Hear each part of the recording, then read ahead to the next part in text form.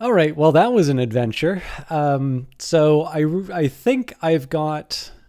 I can't tell you exactly what's going wrong with my PC, but I noticed that whenever a video starts to play, and this can even mean going to a Steam page, it will actually sometimes cause things to lock up. So, for instance, I think there were a few dropped frames there, which were a more or less a result of the like the processor like really having to work to open up a video or something like that.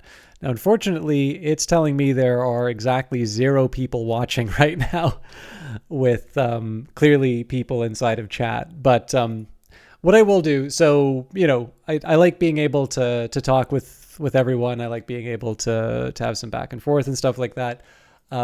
I am gonna count the time that I spent before, so it was about 40 minutes of system talk, which is a bit excessive.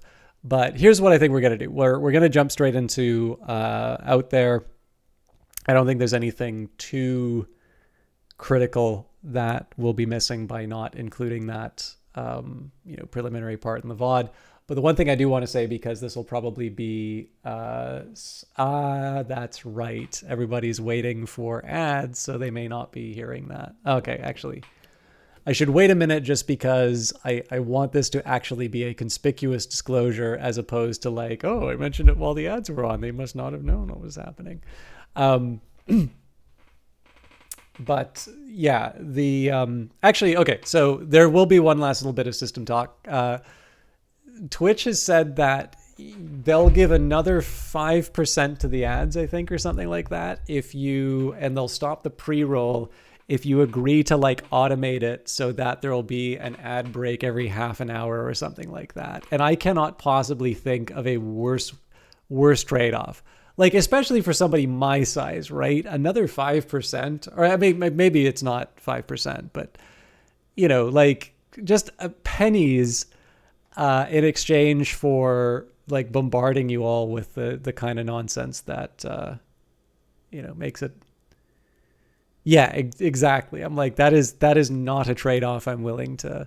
And again, I'm assuming here that it is 5%. It could be a bit more, but like I don't think any percent of such a small amount from me is worth it. Like I've had channels I've stopped watching because they've turned that on, because it's just, I don't find it watchable. And I don't mean to sound like too ungrateful for something like free entertainment and that, but like it's just so obnoxious that the broadcast ceases to be enjoyable. And I would sort of wish that there was a better way of finding the balance between compensating the broadcaster and, to a certain extent, Twitch. Like, obviously Twitch is not a charity, so they should at least be covered for their costs and make a reasonable amount. Again, Twitch is not poor by any stretch of the imagination, but like, again, I'm not going to say that this stuff is has to be given away, but certainly the current pattern has been for very aggressive monetization. Yeah, exactly. And like I with the way that I do like the call to sim stuff is usually I'll put ads at the front. And because I'm now uploading them so that they come up like every week, or so almost every day of the week, I just don't have it in me to like go back and tend to the YouTube page every day. So I think sometimes there'll be days where there's like one set of like one ad at the end of the video and then one at the front. But I'm sort of justifying that through the idea that there are very, very few people, I think, who are going to be watching the whole playlist at one time. So essentially, if you watch like the 4 most recent videos on like a Friday, you might get hit with, 2/3 as many ads as you normally would. And I feel kind of bad about that. But my usual thing is just like, the episodes are about a half hour long. If you're watching a TV show, you'd definitely be getting ad breaks for longer periods of time, and at more than half hour intervals. So that seems to be a decent enough trade-off. But Yeah. No, I would, unless it is a preposterously long video that I've done, I don't think I would ever consider doing mid-roll ads. And I, even for like the 8-hour, streams, I don't believe any of those have done mid-roll ads. Certainly I've not enabled them. So, but anyways, the disclaimer I did want to get out of the way because it's clear we've gone past the ads. I have been given a key for Out There from Miklo Studio. We had Telrea asking, I'm assuming Telrea is still around, but Telrea Best,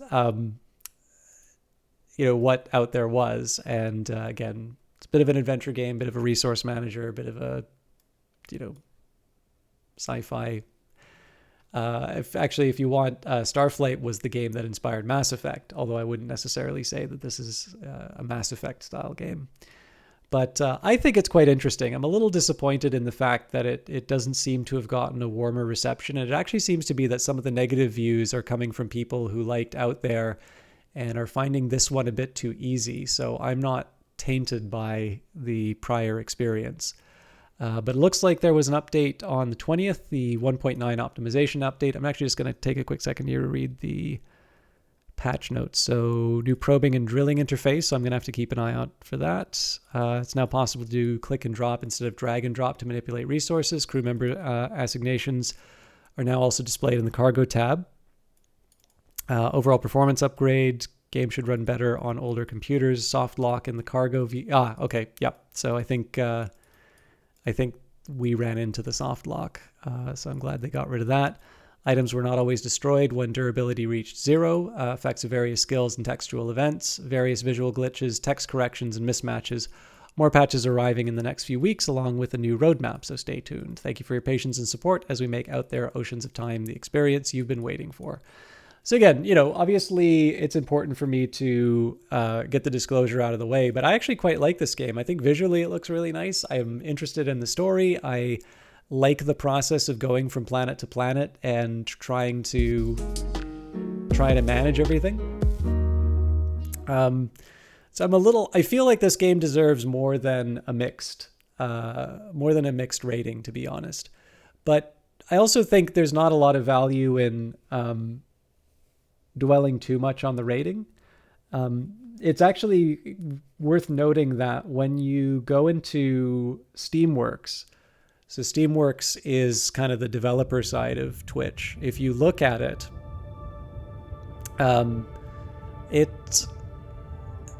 Valve thinks about Steam reviews in a way that you probably don't.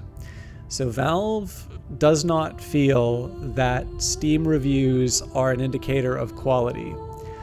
They feel what they are is an indicator of a match with the audience that was reached.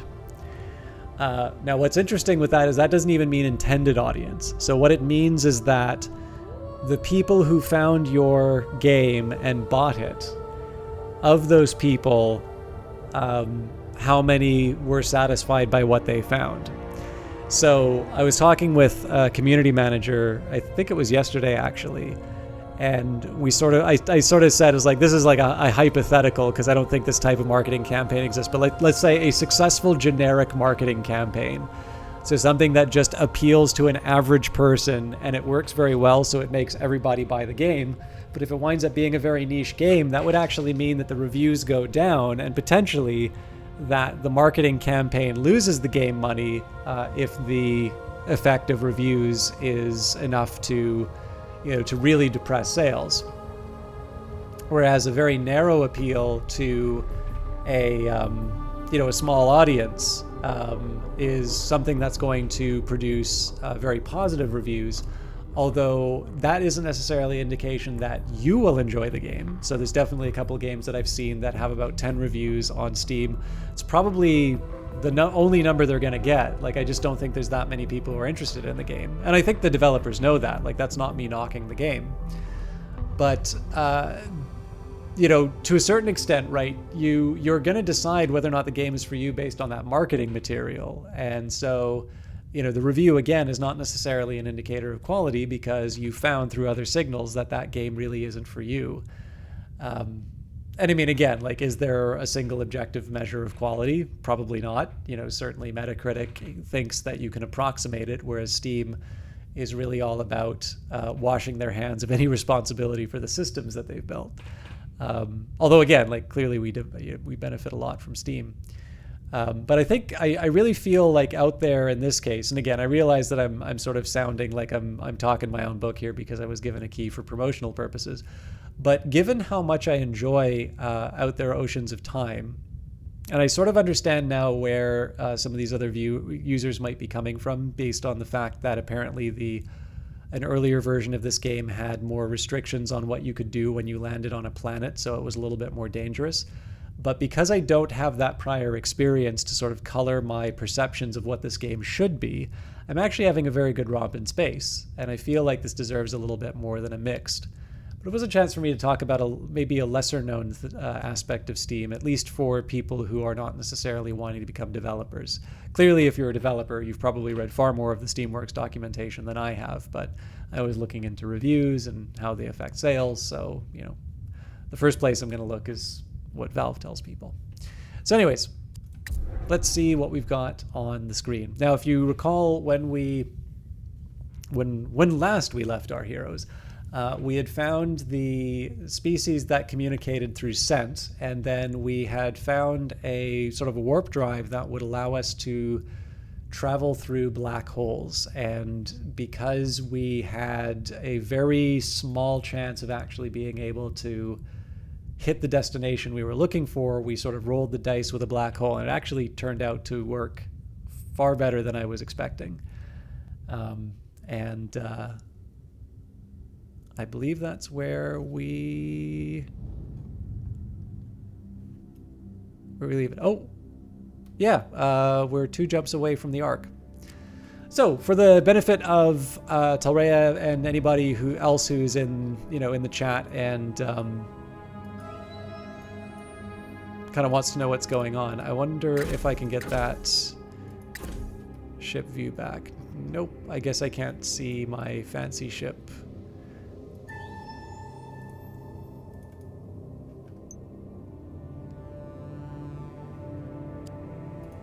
Yeah, there we go. So yeah, we just traveled through the black hole. I'm not going to go through this again. And I think I learned that you need an Omega to travel through it. Yeah, it was like the last thing that it's kind of like the last thing that we did. But this is basically it. So this is the object that we're in orbit of right now, the black hole. There are 4 resources that you will carry with you through the adventure. You've got fuel, oxygen, hull, and morale. Inside your cargo hold, you have a little bit of a trade-off between space for modules and space for cargo. Actually, sorry, it's not just modules, but there's also tech as well. So you've got 3 different objects that you can sort of store on your ship. You have technology that will allow you to do more things. You've got modules that will give you access to more things and potentially more crew. And then the remaining space is available for we have the Death Seed, a terrifying weapon that harnesses the strange energies of Omega to forcibly increase the mass of a star, causing it to collapse to a black hole. That can actually be helpful for us for traveling, but we're not gonna blow this thing yet. But as you can see here, my ship is quite full of different resources, and that's because for some of these resources I'm going to want to build things. So for instance, I could try building, say, a communication station, and for that I would require 5 cobalt and 6 platinum, which clearly we don't have. Maybe instead I would say, okay, well maybe I want a luxury room.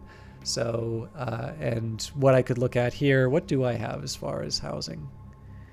Yeah, right now we've got a regular cabin. Oh, actually the regular cabin gives me 2 for crew capacity, so the luxury room would not...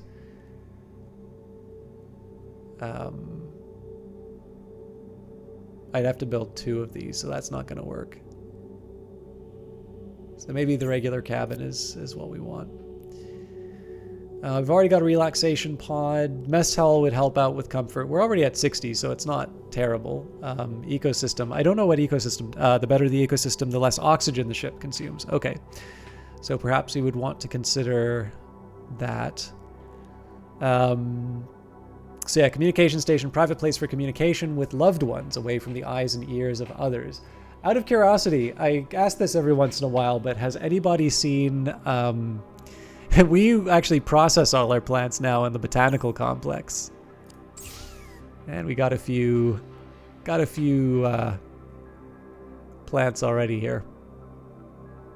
But I know I ask this every once in a while, but has anybody in chat seen the movie Sunshine? It's like an older movie, but it's one of those proto indies. So like Fox and Warner Brothers and Sony all had like their independent division to compete with companies like Miramax around that time. So like, and Fox Searchlight is still making films and winning Oscars off of them. But this was a Fox Searchlight movie. I think it was like one of the last ones that Alex Garland wrote that he didn't direct. Danny Boyle directed it, but it's a very good sci-fi film. And one of the opening sort of incidents inside of it concerns the communication station and its effects on morale, both positive and negative. But yeah, I'd say if I'm looking to sort of optimize for resource consumption, I would want to improve the ecosystem, which would mean getting blueprints that are about improving the ecosystem. Let's see what performance does. The higher the performance, the less fuel the ship consumes. Resistance, the greater the resistance, the less damage the ship takes. Comfort and... Oh, that's right. Actually, if I recall correctly, we were probably going to... I think we were thinking about building new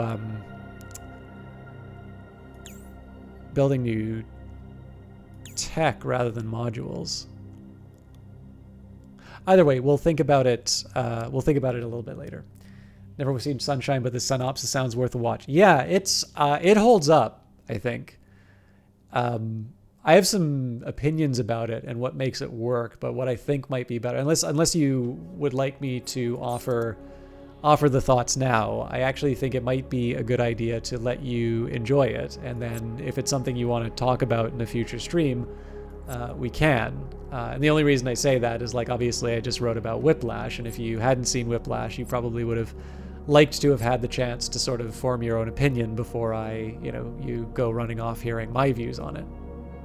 So, but yeah, needless to say, unless you absolutely have to see, the most contemporary films, I think Sunshine is very much worth your time, and I think it's a type of science fiction that we don't always get a chance to see. So. Yeah, and I don't even really need to talk about spoilers, but I just think that there's sometimes some value in being able to experience a film and sort of see for yourself what you think makes it work, and then based off of your own views, or your own experience. You may go to another and more interesting place than I do, and that's some of the fun of being able to share this.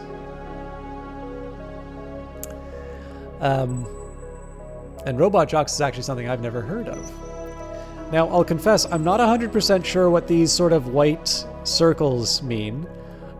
You'll notice that there's sort of a line. It doesn't seem like I'm able to kind of check out the map. I thought I could. Or maybe it's the arrow keys? Yeah, no, it doesn't seem like it lets me go too much further, but as you can see, like, we had a really big jump, and in addition to the Ark, we've got Archon HQ and the Nebula. So I believe what we were going to do is we were going to check out the Ark first, because that had people who needed to be saved. Then we're going to be going to the Nebula, which may potentially have information that will help us in going after the Archon HQ. And then presumably there may be something that, presumably there's going to be something that will kind of get in the way of us being able to head straight to the final encounter. But under the mission log, aiding the Ark needs our help, so we'd better not delay. These are the people who originally sent us on our mission. Mystery of the Nebula, find the Nebula. The Atlas has given us the coordinates of a nebula that might help us in our quest. And fateful confrontation. We must stop Archon as quickly as possible. Quickly as possible being very broadly defined here.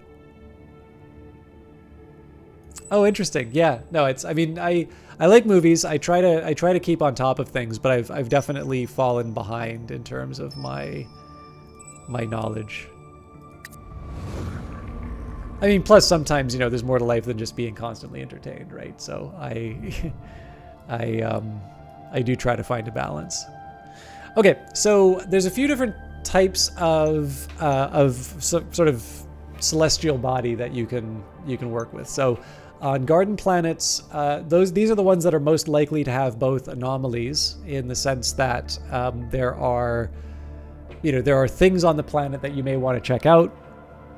These are planets that will be good for getting oxygen, both in terms of mining it, but also if you land on the planet, you'll be replenishing your oxygen. Actually, if you can just give me a second, I remember I wrote this all down on my tablet.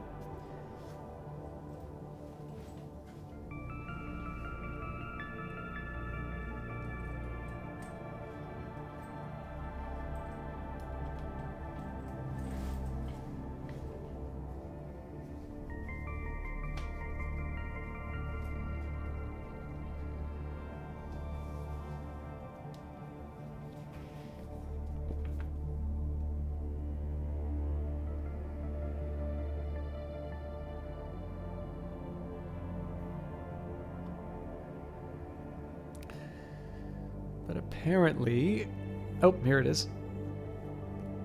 So blue giants seem to have gas giants, yellow dwarfs have garden planets, red dwarves rocky planets, white dwarfs seemed to have a little bit of everything, and neutron stars seemed to have garden worlds.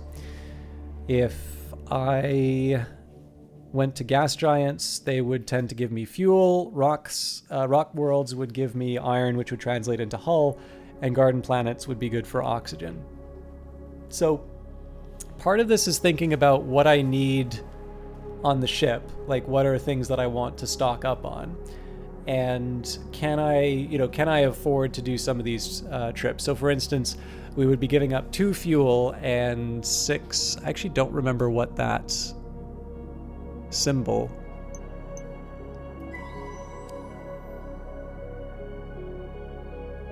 Oh, oxygen, of course. So we don't need to worry about the loss of oxygen, but we would be giving up 2 fuel that we don't necessarily have a replacement for directly from the garden planet. I'm still going to do it, but that's an example of the sort of trade-off that you get by taking actions in the game.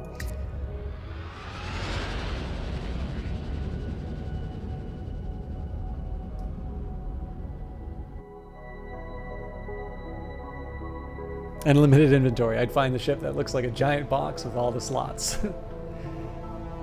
I got to admit, though, this is a cool looking ship. I'll take this for style points alone. Okay, so this is one of those anomalies I was talking about. Let's go in now. If you've played Mass Effect, this looks familiar, and certainly, in my opinion, this also bears a resemblance to Starflight.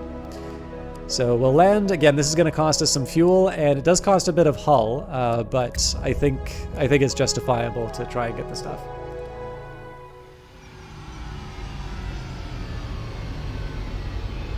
I need to check out more of the stuff that my viewers like. I feel very out of the loop. So as you can see here, our oxygen was immediately refilled to 100. Makes sense because you're landing on a garden planet. And if we wanted, we could just say, okay, we got what we needed. Now, usually you want to drill because this is another way that you can get some resources. The other alternative is you can go on the expedition, and that's exactly why we landed on this planet. So we'll start with an expedition. Now you can choose to bring as many crew members as you want. I tend to do sort of an all or nothing sort of affair, but we have more than we can actually bring on the expedition. Now it is worth mentioning that Nyx is the captain. If Nyx is lost, then the game is lost. Let me just take a second here. Why not a dehydrator? So we'll add Nyx to the party. We will also add Sergei. Now the thing to remember here is that with Sergei and Nyx, if for any reason they die, the game is over. Or specifically you go back to the to the last sort of save point that you had. But it's important that these characters in particular, you take care of. Now, the other thing that's nice here is because I have sort of a variety of different characters, I can either pick who I want to level up, or alternatively, I can think about what skills I want. So one person I'm definitely bringing is Ika. So this is one of the aliens that we had to recruit so that they could sort of get the information that was transmitted by smell. And in this case, they also happen to have a skill set that we don't have anywhere else in the party. So this isn't a particularly dangerous world, so I'd rather not equip any of these items unless they give me a bonus, like a bonus to an action as opposed to preventing some kind of damage. And so the remaining question would be, do I bring Aleb, who is another survivalist, or do I bring Pagustan, who is an engineer? So essentially, do I bring another character like Nyx, or do I bring another character like Sergei? One of the things that I may choose is to say, okay, well, what other skills are they bringing? So geology would reveal one of the closest plant resource tiles. Botanist would gain 3 plants. And then infrared detection, when crew member loses 1 action point, reveals the 2 nearest resource tiles. And the caster recovers 1 health point in exchange for some rocks. I think in this particular case here, Botanist is going to be a bit helpful, so we are going to bring Aleb again. Aleb also has got some experience towards level 1, and they're also fairly weak compared to everyone else, so I think a chance to be able to level them up and hopefully get them a bit of health probably makes the most sense. They aren't wearing red shirts, of course they can't die. Yeah, it's close. Oh wow, it actually changes the...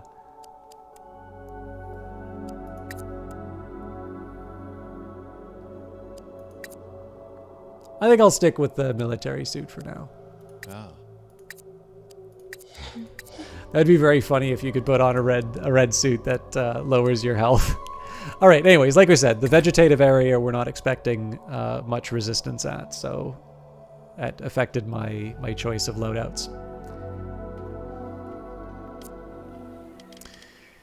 Okay, so this one I believe we get to... So unlike the star map, we sort of get to see everything in the area here. And this is what it's like to sort of land on a world. It's, to a certain extent, almost like a turn-based game. So you get a certain number of actions that you can take. You can collect some different resources. There's always an objective. So in this case, we're presumably looking for the vegetative area. Because there's no real restriction, like you don't have a certain amount that you can breathe or... other than your overall health and your ability to handle the events that you encounter on the planet, the way I sort of look at it is I try and explore everything that I can do up until we find the objective. Then we go and do everything else, and finally, once we've finished everything, we move into to the final object. Also, Algrins, I'm sorry, you talked about my writing and the broad range, and I wanted to address it, but I also wanted to say, more importantly, thank you for reading and checking out some of my other stuff. I don't care that you're not, a famous individual or a literary scholar or something like that. The fact that you are taking the time to read it at all, and more importantly, when you see something that interests you, that you go and check out the other stuff, actually means a lot to me, because I can focus on whatever number I see, but the number has no personality. The number has no meaning beyond whatever I assign to it. But clearly somebody giving up their time to look at my stuff is a really nice signal. It's like a boost of confidence almost. And, I hope that your time was used well by checking that out. But, yeah, it's something I wanted to acknowledge, and then I kind of got on my rambly ways. So sorry about that. Okay, now... No, we still have more to check out. So I was going to say, it may be the case that because this is like a no-risk area, there is no objective, but...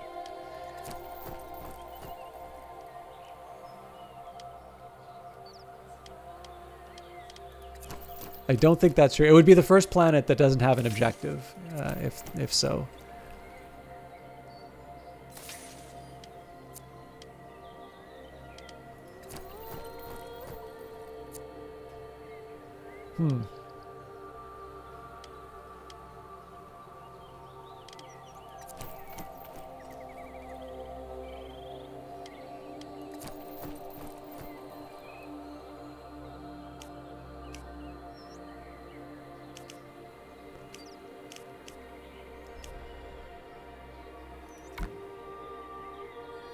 All right.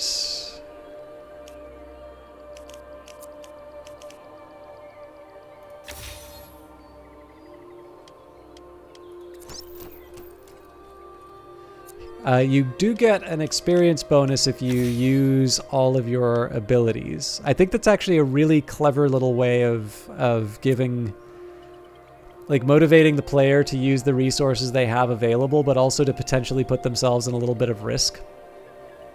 Because, of course, if you use your skills prematurely, you wind up in trouble. But if you don't use them, you may not have a chance to be able to work with them again. So in this case, I'm just going to grab the plants. The herbal tea. The skill's a one-shot thing? Not exactly. Like, you mean, can you only use them once? Like, in this case, I was able to use this 3 times because I had the points for it. Likewise with the herbal tea. I can use a skill point each time, but it also costs me some plants. In contrast, actually, it looks like I only have single point. I believe there are some skills I have that will take more than 1 point. The thing to remember, though, is that these aren't the only uses for these points. If you encounter events on a planet, sometimes they'll call on your skills, and they will definitely have they definitely have the potential of having points for more than one. So again, the question is, do you manage your exploration phase, or do you reserve those for the encounters? And again, sometimes, like as you could see with Sergei, when we tried to find a new chest, ultimately we just simply don't have anything in the area to check out now, so I don't have the option of using up their abilities.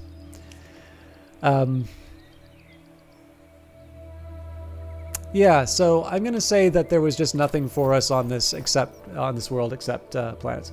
Do you get 1 set of points per explore? Yeah, that's right. So I'd get 3 actions I can take on this exploration, but when we go on the next expedition, after the cooldown is done, after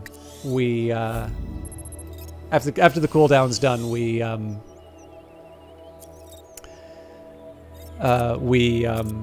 we get those skills back. So not a terrible run, but not a very eventful one either. So 36 experience, 15 from skill, and then 15 from harvest. Our morale is up, possibly because it was just an easy mission. 31 plants, 6 minerals. We'll probably turn those into resources immediately. And then we've got a lockpicking kit, a holographic scanner, and an ancient doll. Most of the stuff will be used for trade, but I do like the lockpicking kit because it gets me experience. Yeah, I do think it's a really interesting system. It's one that seems probably a little simpler than... I think it's one that maybe seems simpler than it actually is in the moment. Now, again, we're full up on space, so what I'm going to start with here is... yeah.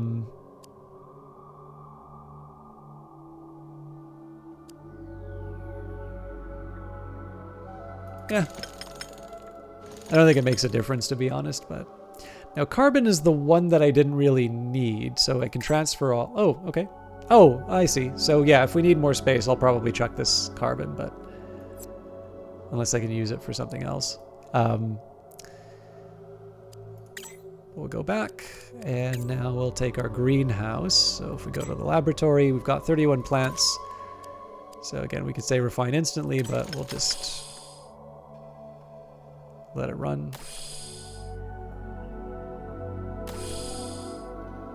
Yeah, I don't know. I feel like there's stuff that you can kind of take for granted in a game like this, but I do think that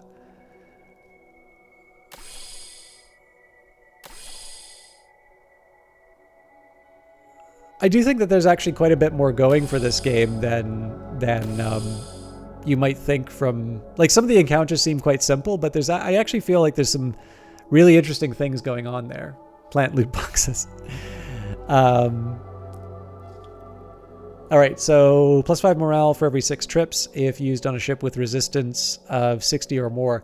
Now, this is one thing that I kind of wish when they were doing those quality of life improvements that maybe they thought about. If you notice here, I'm not able to see the stats of my ship, and that would be relevant towards my decision as to whether or not I would use this plan. So what I'm going to do on the next screen is, actually, I wonder if I can just go back. Yeah, no, can't do that. So, I'm going to write down the stats of my ship so I don't get burned by this stuff. But I'm definitely going to have to think a bit about, what do I think is realistic for me to be able to get the advantages of. +3 morale per xenolinguist every 4 interstellar voyages. So we know we definitely have 1 xenolinguist, which means we'll be getting 3 every 4 voyages. +5 morale for every 6 trips if used on a crew with 5 or more crew members. So we definitely know we can get the bonus from that. +3 per xenolinguist, so that's the same. 5 additional morale each time an expedition is completed. That's a pretty powerful one for us. 15 additional morale, for landing on a civilized planet. And then I think we've run into some of these others. So definitely this yellow one. Let's see what we've got here. So actually, I guess we could just replace some of these with like the updated version. So we'll add...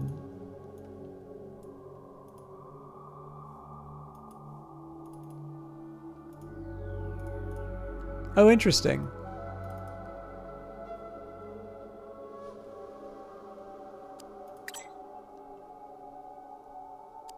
Oh, nope, okay. Yeah, so at the very least, we should get the kind of the fresh versions of these things.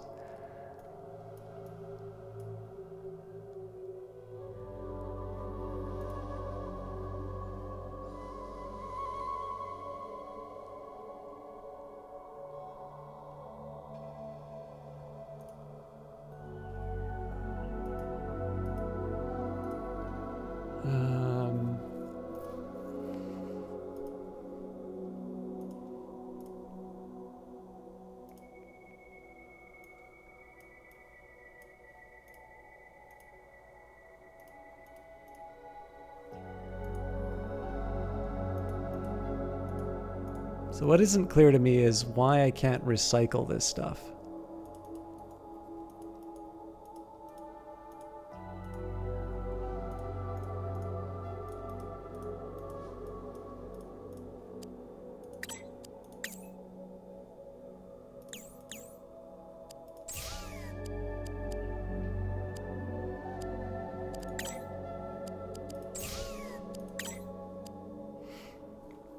Okay, so I'm gonna... They take into account stoners, all these plants raising morale.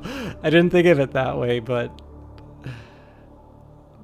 Now we gotta wonder why the specific red plant works for the engineers. Okay, so we're at 65 performance.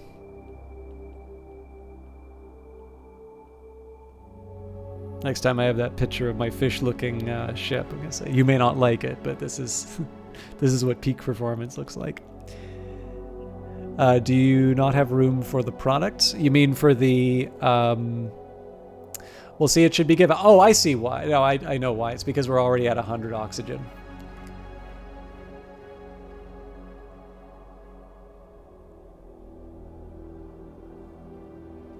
Yeah. So it was because we're already at 100 oxygen. That's why.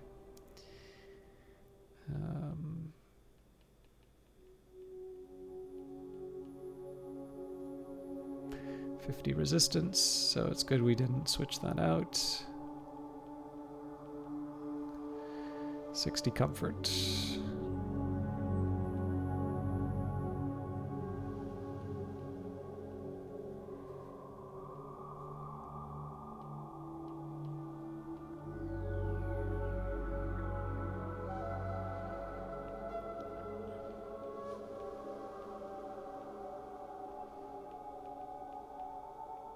So I just wrote down these stats here because they're not provided to me at times when I need them.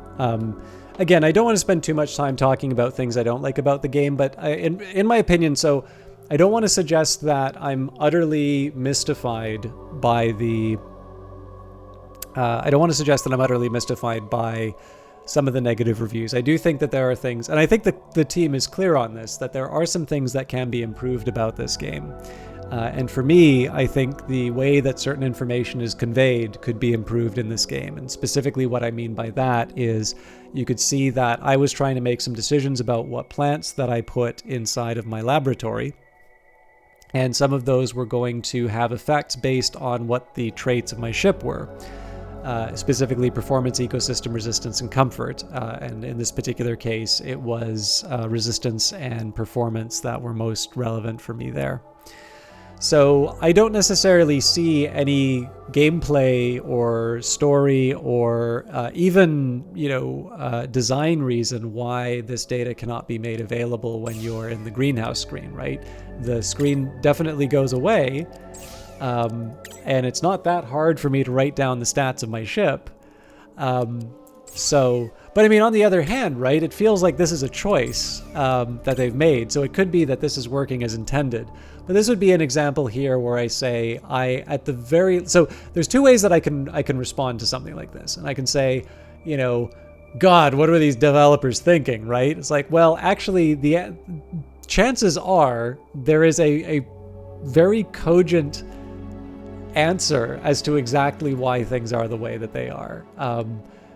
But if I raise it as, what the hell were they thinking, I'm probably never going to hear it.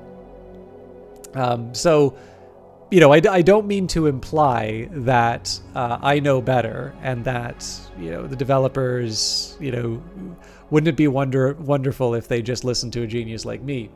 But it is fair to say that I am at least unclear on the intent of why this information is taken away from me at a time where I would find it relevant. And that's kind of an example where I can see where I'm fairly sanguine about it. I'm spending some time talking about it because I do think I at least owe it to people to explain why, I'm spending this time talking about why I'm surprised it's rated as a mixed review game. I don't think the mixed comes from nowhere, but I would also say that I feel it's a bit harsh because also if you think of this, right, like this is not insurmountable. Like if I've screwed up my greenhouse so I don't get a little extra morale, I'm already going to be above 100 on the next jump anyway.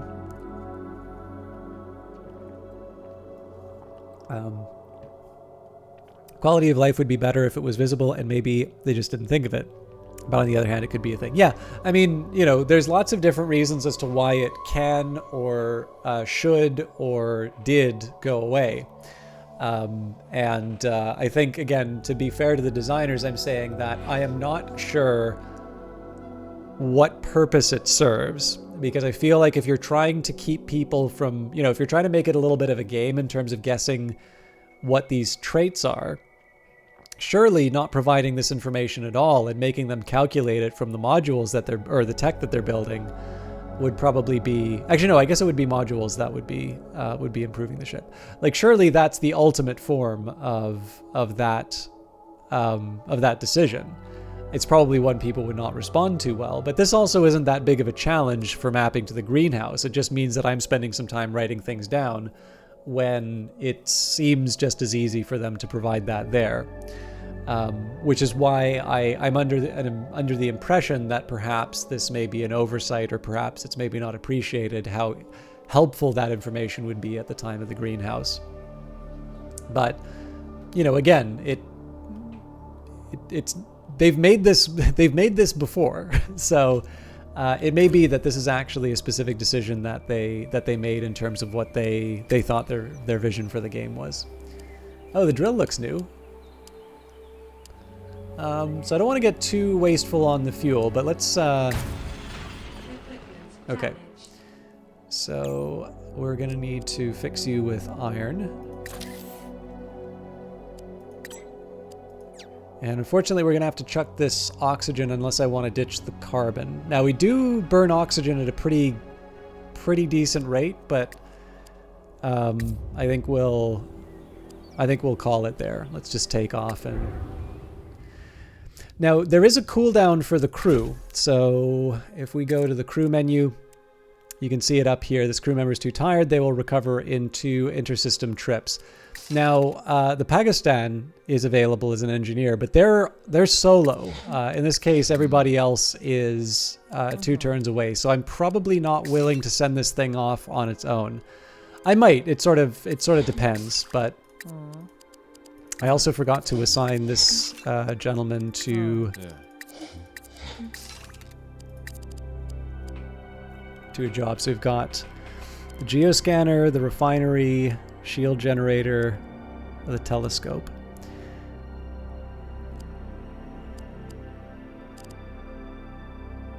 I feel like the refinery is probably where I want to put them right now.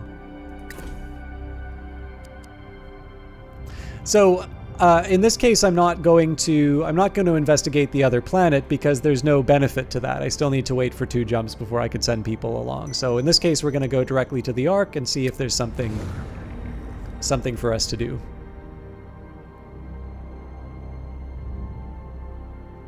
Okay, nothing on its own. We'll head directly to the civilized planet and see what happens. How you doing, Immortality?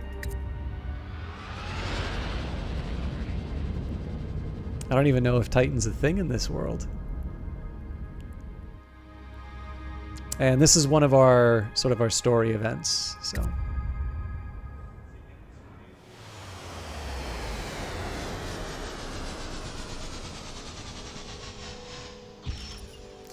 The organization, the colony, everything's been destroyed. Sergei, I'm so sorry. What happened? Where did they go? Captain Nix, Officer Sergei. I'm Lieutenant Sharv, son of Major Marzin. I believe my mother contacted you recently. It is my sad responsibility to inform you that she is no longer with us. Please accept my condolences. Fortunately, I am becoming accustomed to it. Death has been a part of our daily lives ever since you let the Archon escape. The Archon and their followers attacked us. Both sides suffered heavy losses. And the God Cubes abandoned us. They just left. Their machines are useless without them. Billions of our people have already succumbed to hunger. How many survivors? A few thousand, at most. A few thousand? We'll do what we can to help. Can only hope that your help looks very different than it did on your last mission.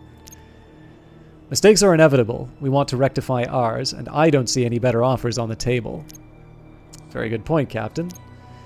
We absolutely need resources to get the colony's life support systems back up and running. Our generators need hafnium. Please bring back as much as you can find. Consider it done. The officer and I will... Sergei, are you all right? Let's go, Captain.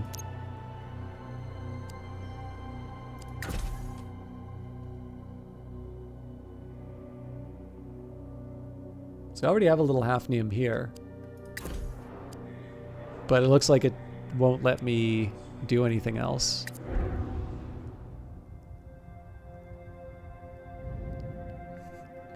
The surrounding planets are full of hafnium. We need to find 6 more in 14 trips. Ooh, that's a little stricter than I was thinking. Okay, so I need to make some pretty careful decisions here. Actually, sorry, one thing I want to check would be...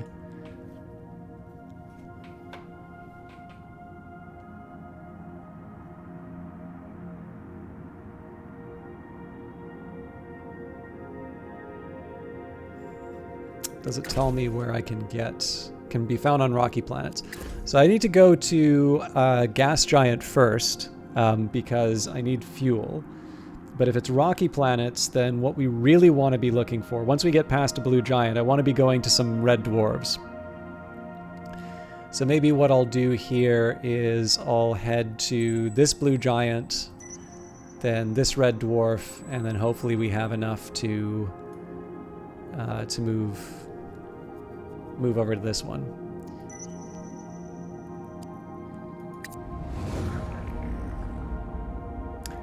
And if you can just give me a quick second, I know on my timer here it's going to be saying that I've been streaming for about 50 minutes. We'll add 40 minutes to that because I had that chatting time. I actually need to refill my water, and I'm feeling a little woozy. I realize that there hasn't been a lot of action in the game right now, but I actually just need a minute to just kind of, again, clear the fuzz out, get in a better streaming frame, and just generally stretch and otherwise take care of that. So I'm going to be back in just a quick minute. Sorry for those of you who've just recently arrived, but shouldn't be too long. I'm just going to take a minute. I also haven't been really sipping this coffee a whole lot, so I'm probably going to gulp it, and it's a little bit better. I mean, I can do this, or I could do... Oh, God. That was a terrible idea. I almost spat that all back up. Okay, anyways. If you've been sitting at the computer for about as long as I have or even longer, please take a minute to, get up, have a stretch. I'll try to make it well below 5 minutes, but I do just need a minute to, like I said, clear the fuzz, get ready for making hard decisions in space. I'll see you all in a little bit.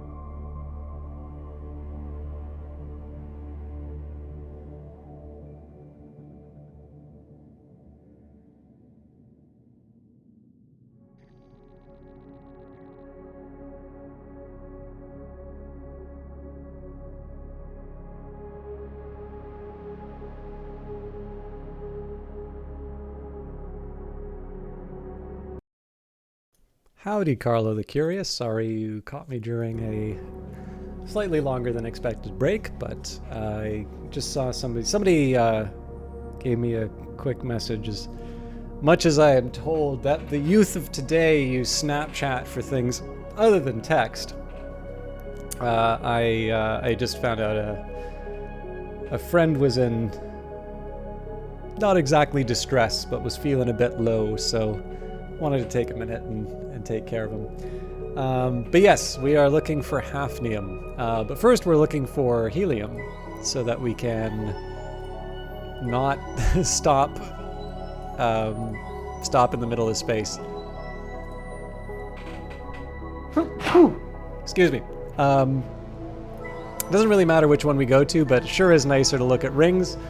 And I'm sure Immortal Velity will be happy to see something that approximates the view from Titan.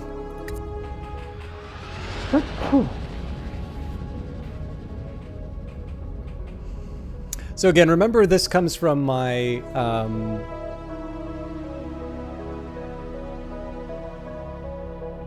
hello, Brettist. Yeah, Snapchat was always really what it is today, but without the paid features. So we will, speaking of what one does on Snapchat, we'll probe this planet and grab its delicious fuel. And I had a routine. I actually never wrote this down, but I think it was like a 7 and then a 2. I got to figure out exactly how it works again. I could like watch the VODs, but sometimes it's fun to figure this stuff out again. So let's start with a 7 and take it from there. Okay. So in this case, none of this is going to go into storage. We're going to throw it all straight to the fuel, and we're going to hit it again. Now we don't expect the returns to be as good for the 7. So in this case, let's actually try a 3. So we gave up 3 fuel, but we did get the helium out of it. The helium is worth what was it?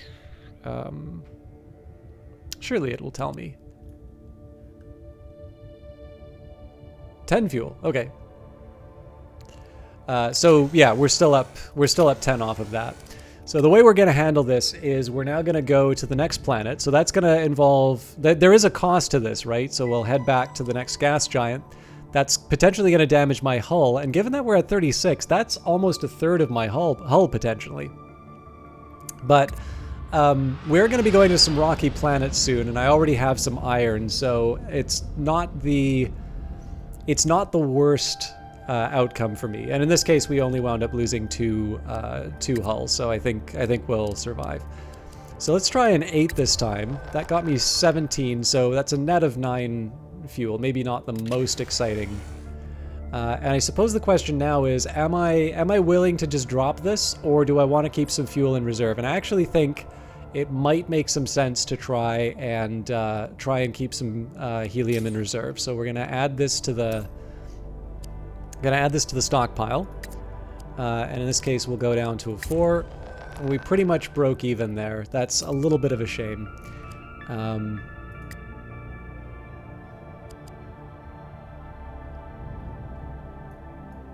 In fact, I'm gonna go...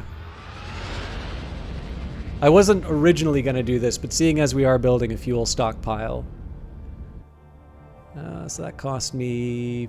Okay, that's the average. I want to be careful about my hull, but...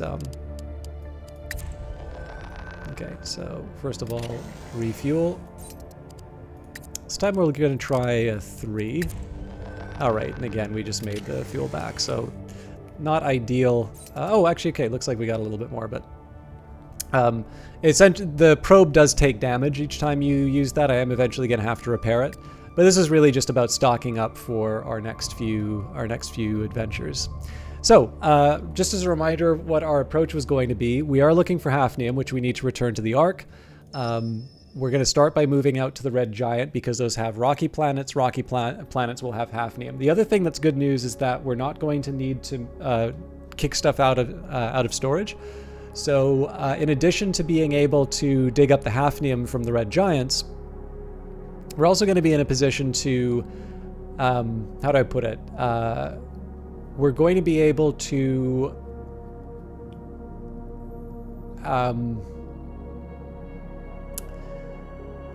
like, we're going to be low on hull, and so I'm going to be able to both repair the hull as well as get the sort of mission aligned object. Sorry, I'm not really speaking English here, but okay. So just to clarify, so it looks like there's actually a gas giant in the system as well. That may work in my favor. But for starters, let's go to Naum.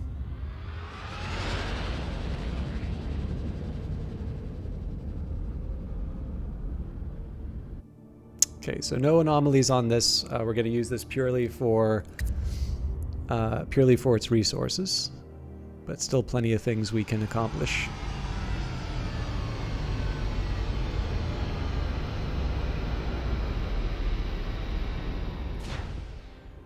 Okay, so first thing we're going to do is drill. In this case, I'm going to start with an 8. All right, so we got 1 hafnium. Not terrible, but not the most auspicious start. We can get a bit of repair done here. Okay, so we'll drill again, but this time we're going to go down to a 4. And in this case, we just wound up with some iron. So in this case, I think it's time we stop, take off. We'll go for the other... rocky planet.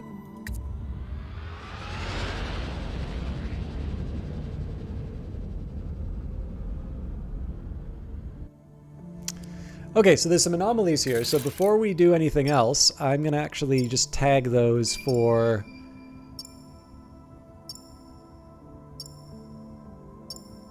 Where are we?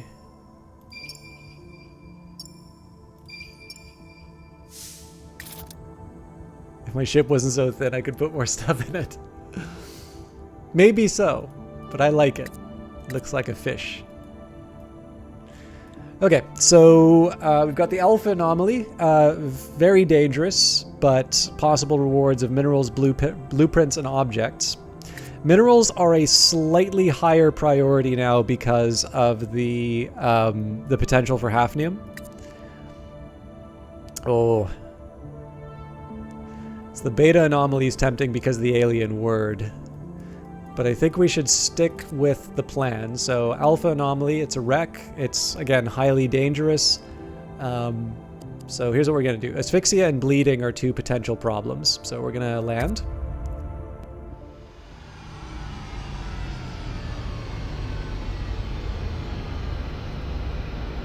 Remember, this thin ship can kill suns. Okay, so we're not going to drill yet. We're going to do our expedition. And as usual, we're going to bring along Nyx and Sergei. So Sergei is already aligned with the primary objective. So Ikat-A, in this case, again, we know that we've got bleeding and asphyxiation as 2 potential problems. The ventilated suit is the sort of the less rare of the 2. So under normal circumstances, I would consider bringing someone like Aleb because we want to level up their experience and try and get their health points up. But not only is this a dangerous world, we have, and with 3, they have 3 health, they're also a survivor instead of an engineer. So bringing Pagistan will allow us to have a more robust character as well as somebody who's aligned with the one skill that we know we're going to be needing. So we'll add something hopefully to prevent bleeding. Looks like we don't have that option, but we can add a lockpicking kit.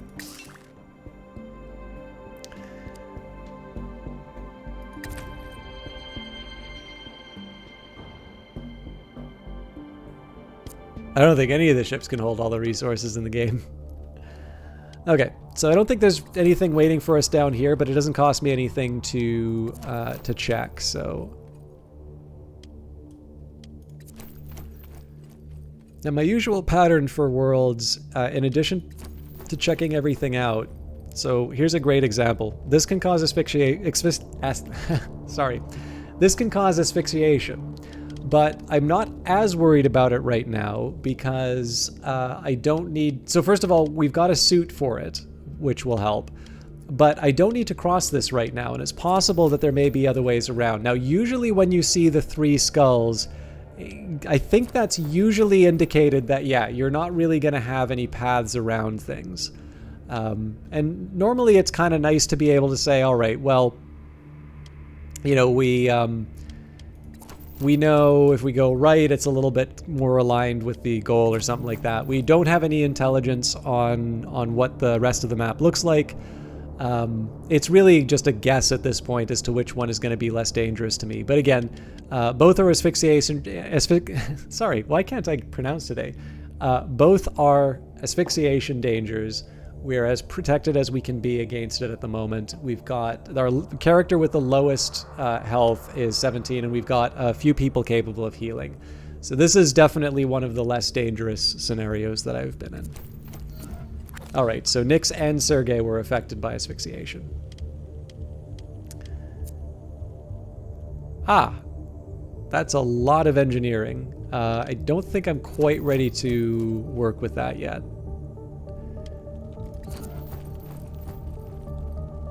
Okay, so Sergei's no longer affected, but it looks like Nyx might be. So this will get me some experience.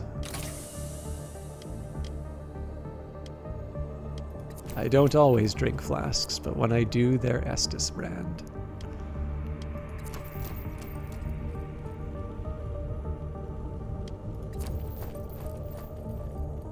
Okay, so there's the bleeding.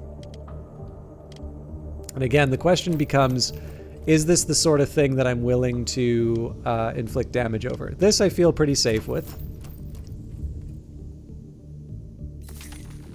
Okay. So again, just minimizing the number of hazards that I go over, minimizing the use of my points until I have a clearer idea of how I want to use them.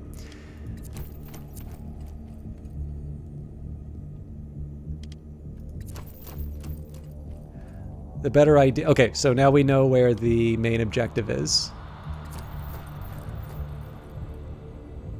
So again, I'm given a choice, presumably between bleeding and asphyxiation. And in this case, asphyxiation seems to be the less dangerous of the two.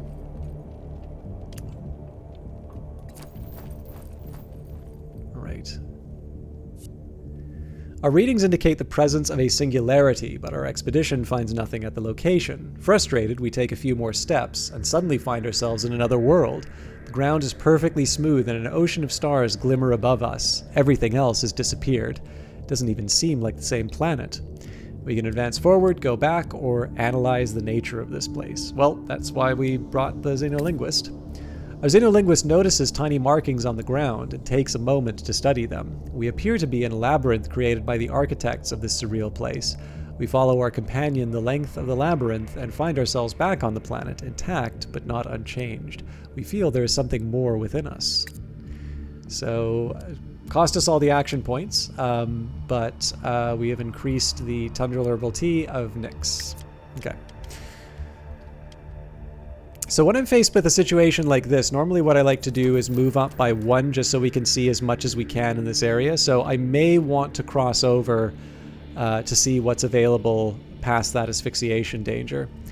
But I think the time has come. Let's try and achieve the goal, because if we wind up in a particularly dangerous spot, we still have some healing options, and we should be able to make it back to the ship before things get too dangerous. Okay, so Nyx got hit by the asphyxiation again, and this wasn't actually a path to our objective, so I wound up taking damage for really no reason. Now again, remember, if this character dies, the game is over, no matter how much progress we made.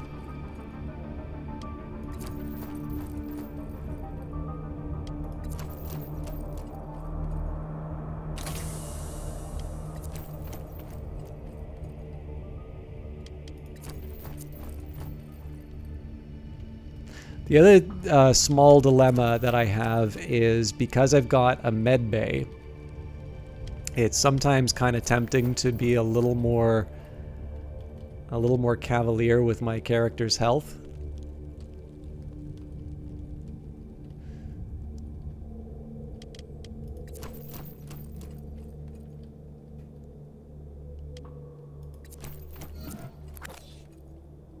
Sorry, Sergey.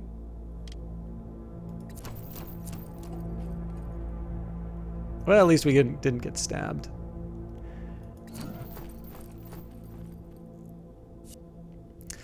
After an arduous climb, our expedition makes it to the top of a mountain, upon which rests the wreckage of a ship that we've been trying to locate ever since arriving on this planet.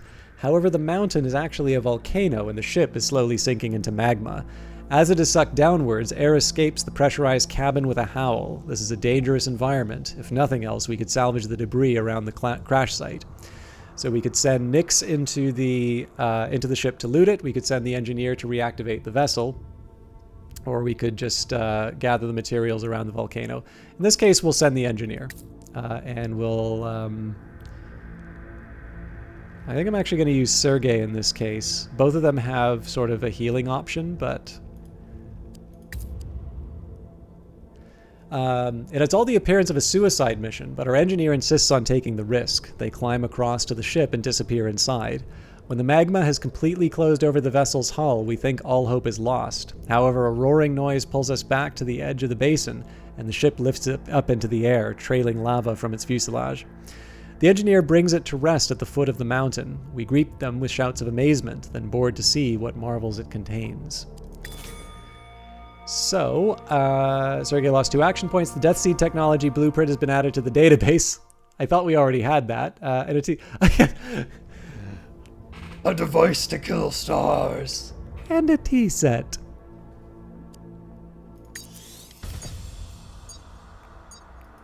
Okay. Now, if I was in particular danger with my crew, I would actually have the option of spending some fuel to bring the ship over. But I do want to claim this area here. So again, we'll see if we take any damage. We did not. Now, if I wanted, I could kind of go the long way around and risk asphyxiation again. The odds are in my favor if I do that, so I'm going to see if we can get the suit to do its thing.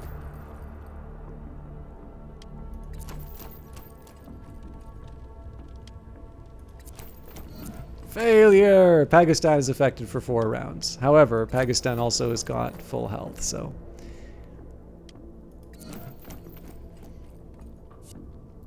Our expedition comes across a ravine, minus 320 degrees. Our expedition comes across a ravine, the walls of which are laced with limestone caves. Our equipment indicates that somewhere in there lies a rich deposit of resources. However, it's cold, and getting colder the deeper we travel. First, the chill is polar, then atmospheric. It quickly becomes painful. Should we continue? Yeah, it's kind of fun when people run into this in a game like XCOM because, you know, when you run into, So I actually used to be a little bit like this with XCOM, but the tricky part for me was that I didn't appreciate that the game had seeded probabilities. So my objection was not sort of the, I guess this is like an example of the gambler's fallacy, but like the idea, so I think this is kind of well known at this point, but like you could have an event that is, let's say, a 15% chance. And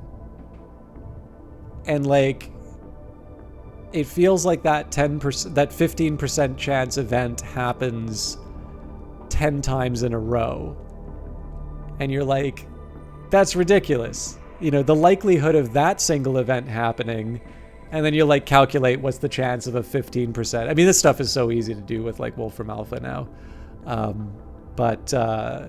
You know, you could actually figure it out. Like I think probably just do like Bernoulli trials or something like that. Give it a P different than I think the default's 50, but whatever. You know, it's not that hard to like just go to a website and have it like do it for you and not even necessarily have to know how the calculation works. And you'll say, it's like, see, this thing is like a 0.001%, you know, chance of happening. This game is clearly screwed. And there's 2 reasons why there's problems with that. And one of them I sort of understood, and the other one, it took me a while to think about. So The one that I have less of a problem with, but I know is a really common problem, is that probability is utterly indifferent as to what happened to you the previous 9 times, right? The state of the world is that there were 9 previous events. And the probability of the event happening that 10th time is 15%, not like 0.001%. The other 9 have happened, and you cannot undo time. And that can be a very difficult one for people to understand or to sort of wrap their heads around. But the way it probably would make more sense is if you say the probability of it failing, 9 times and succeeding 1, but like it only being the second one is also this infinitesimally small probability. In fact, when you consider all the possible combinations of 10, hit or misses, the individual probability of any single event is quite small. And so, there's obviously our sense of fairness and things like that come into play. But the thing is that because you've imbued this, a certain sense of specialness to that 10 in a row because you got to watch it play out, it's one that's sort of hard to get a grip on unless you sort of have a mind to think that way. But the thing that really got me for a while about XCOM was that, because I think one of the things about XCOM is that it's a game that even within sort of the story of the game, it gives you a reason to reload, right? I think there's this suggestion that the commander is sort of this tactical, has a certain tactical gift. In fact, Frozen Synapse does this as well, where your character is sort of remarked at their ability to sort of be able to always find the right thing to do. And it's sort of a way that the game within its own story sort of justifies the fact that you can reload and make different decisions. In the case of XCOM 2, they actually give an explicit reason as to why the commander may be able to see that way. But the challenge that I would run into is that because you have seeded random numbers, and, again, this is something that gets used very commonly in games. In fact, there's a very specific reason why it's done this way.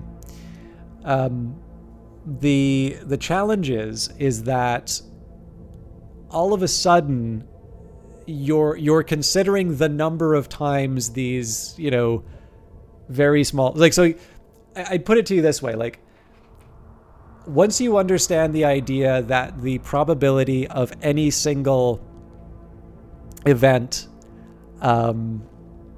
is small, and again, that's true for all of the ones, including the ones that were favorable to you, again, you can make peace with it. But then what happens is you start thinking at this meta scale.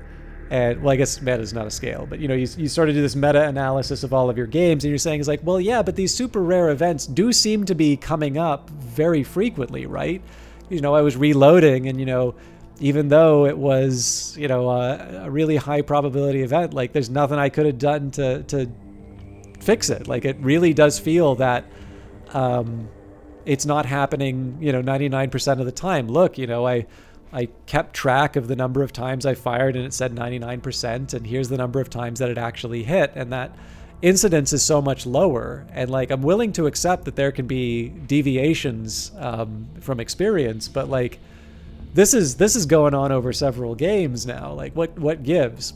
And the problem is that with a seeded game, if you change the order of events, you might get different accounts, but the actual random draws are basically preordained at the beginning. Some of you who've been watching for a while will know when I was doing Darkest Dungeon, Uncle Cranky would come in here a lot, and he seemed to really take Darkest Dungeon personally and always talk about how it cheated on the random numbers, to a point that I was wondering, like, does he think that he's convincing me that it's a bad game? Because, like, I really like Darkest Dungeon, and I know why it is the way that it is. And I really specifically tried to explain to him this idea of of the seeded random numbers. Because like the thing he didn't want to admit, but there's only one way he could have. So he says that he did a bunch of experiments, and I'm like, well, we know what really happened, right? Is that he lost a character that he didn't want, so he Control-Alt-Deletes out of the game, and then he does it again, and then he sees his character die again, and he says, the super rare event always happens, each time the game cheats. And of course, my explanation is that Darkest Dungeon is very clear that you get one continuous save. It says that at the beginning of the game that your characters are at risk of death, and when they die, they stay dead. And so the random numbers for your game of Darkest Dungeon have all been determined from the very start.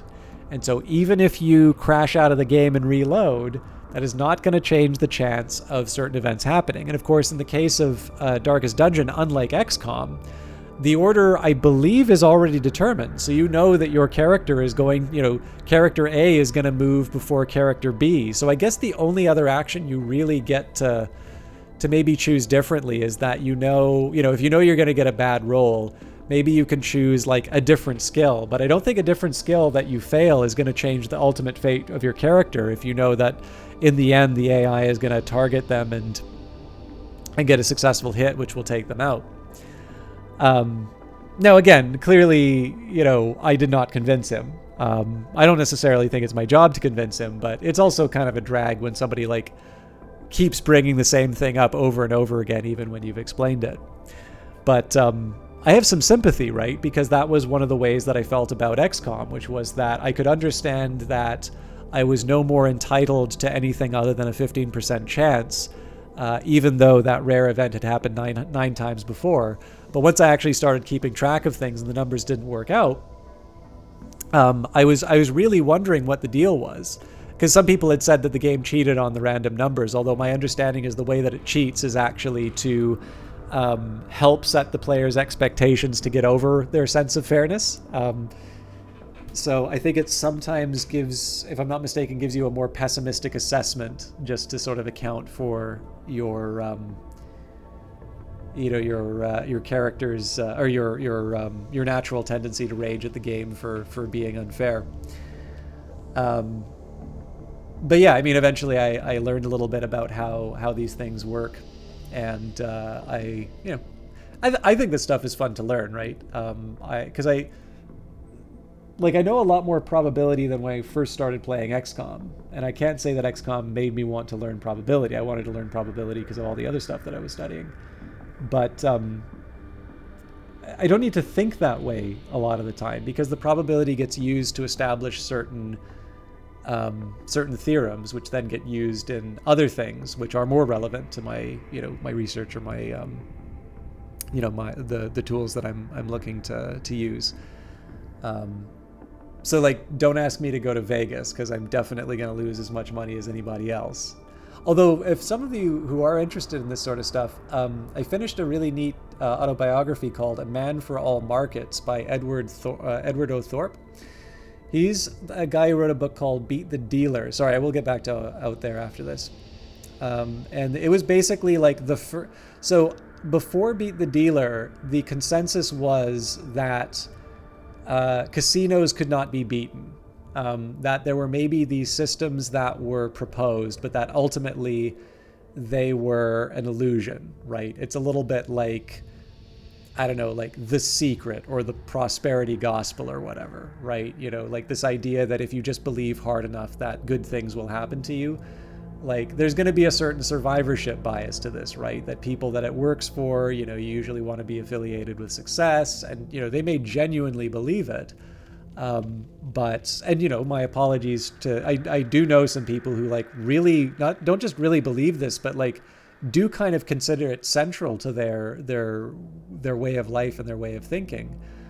I know it's sometimes hard to see core beliefs like that challenged, but to me, I've always been very uncomfortable with that idea, just because, like, I don't know, I had as I said, my friend in a little bit of distress, so I wanted to take a minute, and like, how could I say to them, it's like, well, if you just thought positively, that would go away. And I realize that some people who believe this stuff don't, have, they sort of have answers for that. They've made their peace with, that more negative feature of the thinking. But I do think that's one of the uglier implications of that type of thing.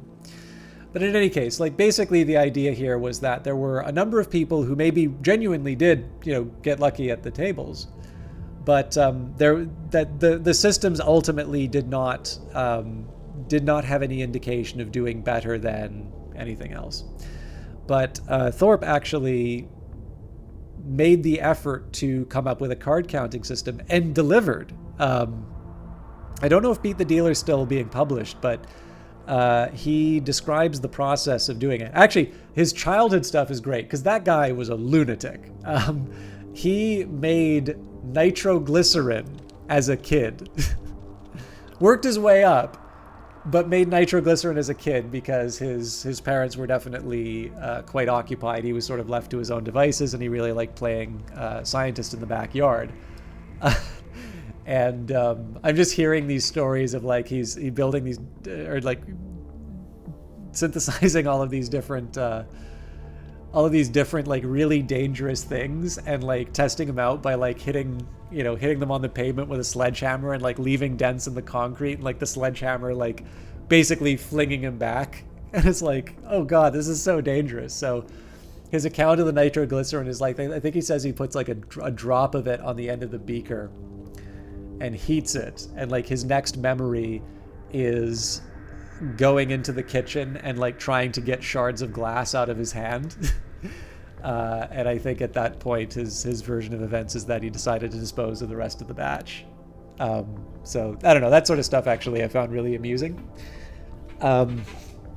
But yeah, Edward O'Thorpe, so a really impressive guy, I'd say alongside Jim Simmons, although I get the impression he may not care very much for him.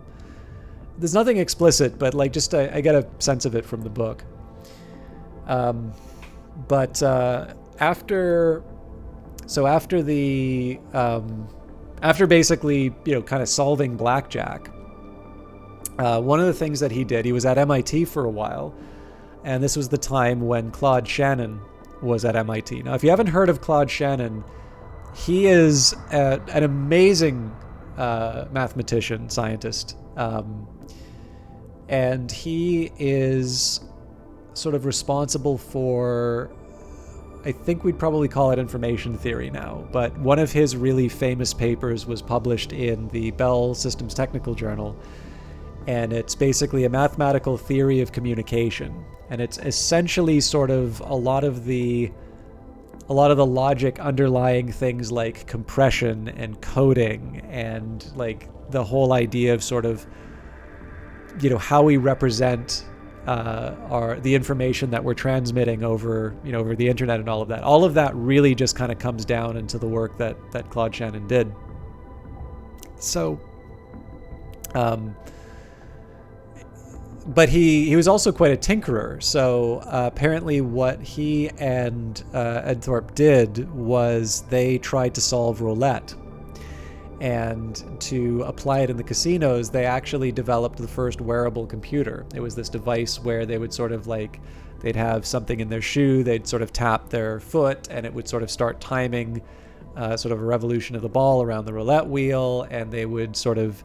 The really important point about a lot of this stuff is to acknowledge that you're not necessarily going to get it every time. And so what you don't want to do is bet it all on one bet.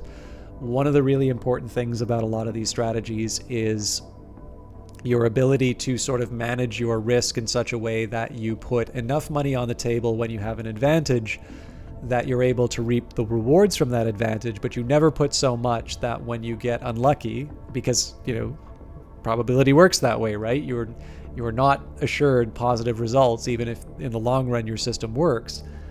You really do not want to be wiped out. If you rely on it, it's the same principle that the gambling institutions will rely on, right?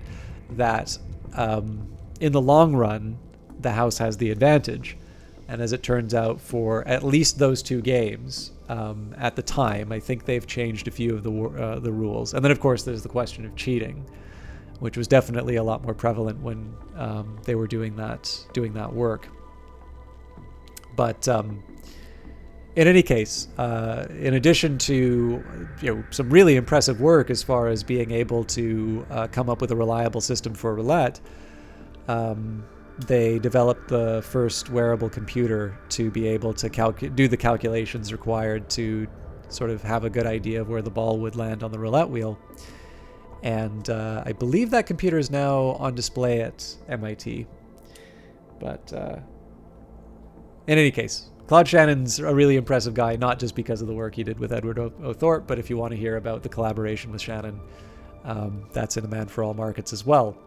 But what Thorpe is probably best known for now is sort of being, I believe, the first of the quants. So if you've ever heard of quantitative finance, this is different from quantitative easing, but companies like Renaissance Technologies, that's Jim Simmons' company, I think D.E. Shaw, the company that Jeff Bezos worked for before he went out to do Amazon. The name Cliff Asness comes to mind, but I don't think that's the name of his. Oh, I think it's AQR Capital. I think he's one of them. And probably one you would have heard of in relation to Robinhood, Citadel. So Citadel Securities was the sort of the connection to Robinhood, but Citadel started as a hedge fund run by Ken Griffin. And again, all of them were doing this quantitative finance, which is sort of relying on very heavy computation, a lot of algorithms, a lot of very difficult math, and again, a lot of information theory, actually. That's definitely Jim Simmons' background, because he was a code breaker for the NSA for a while.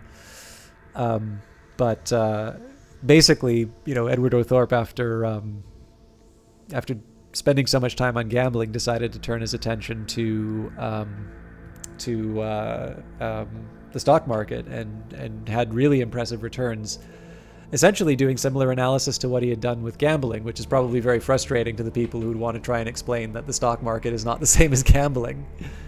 But I think his company was Princeton Newport Partners. I think he's got a different one now, but in any case, a really impressive guy. I do like to hear some of his thoughts about the structure of markets, because you would assume that somebody like that has very, heavy Republican views, or very, he's like a Gordon Gekko type.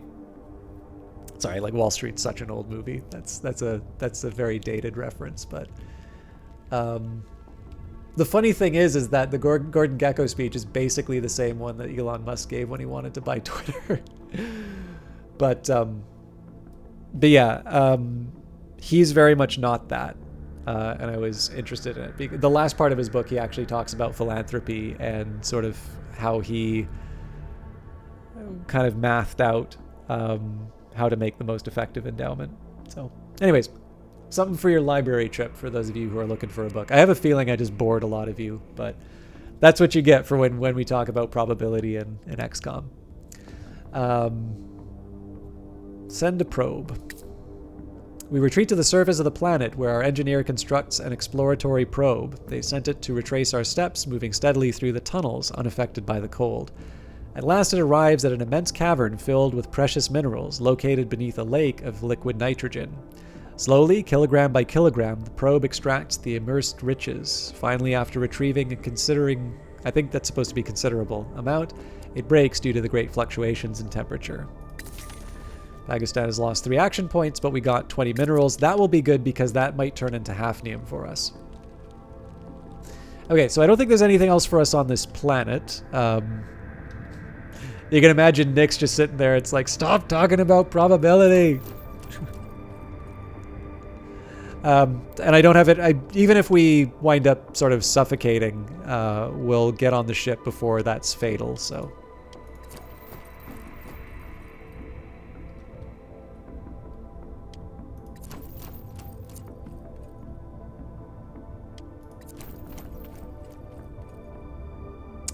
Do you want to board the ship and end the expedition? Oui.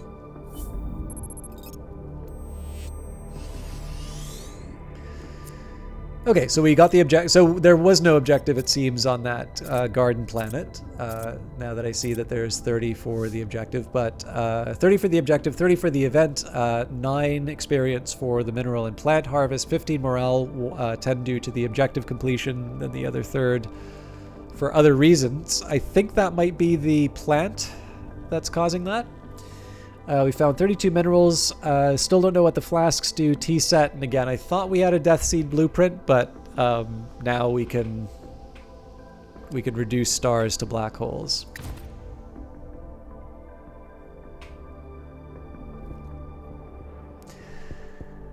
Okay, so I'm not really ready to transfer. I want to convert them all into something useful. Okay, more hafnium, good.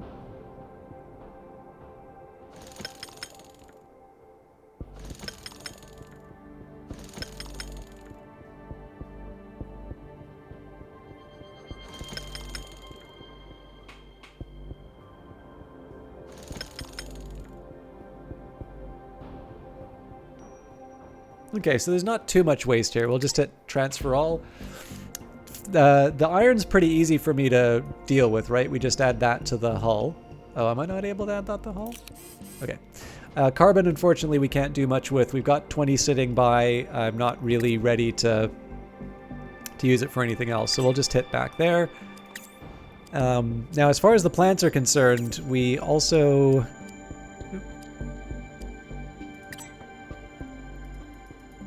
Oh, okay. Apparently we didn't get the plants. Oh, that's right. I was thinking I should have used my skill points. A little late for that now, but...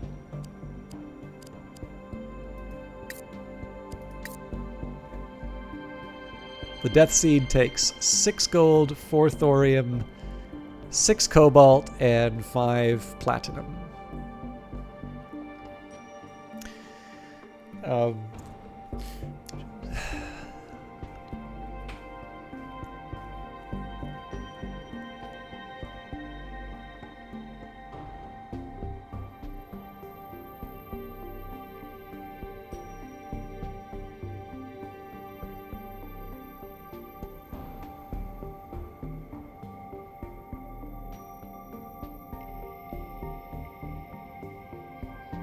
I'm just trying to think if, like, some of these kind of make some sense. Honestly, I'm just waiting for the platinum, though. Okay. And then we're gonna drill. Ask and you shall receive. So another hafnium.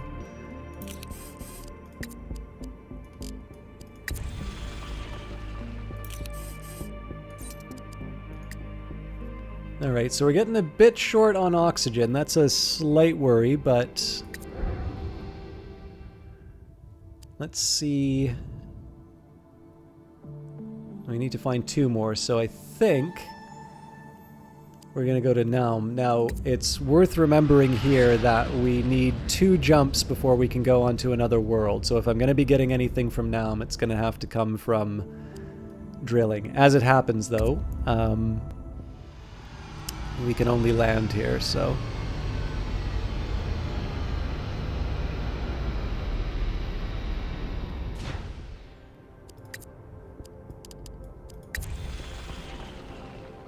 Have we been here already? That's a really small return. Equipment damaged.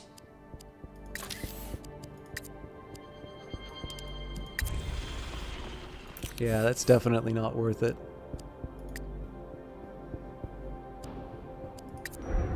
It makes me think that I'd already been there. So, I'm a little worried about my oxygen. Let's take a quick second, so...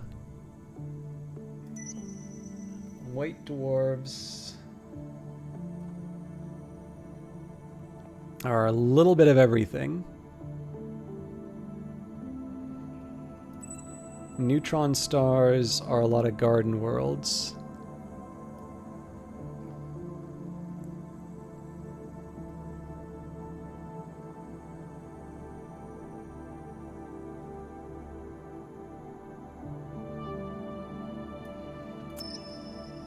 I'm gonna try the white dwarf, actually.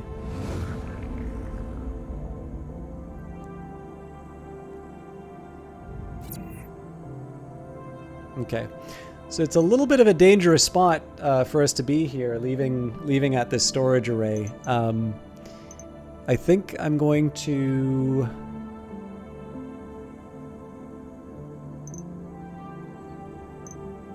I am actually going to go to the storage array first.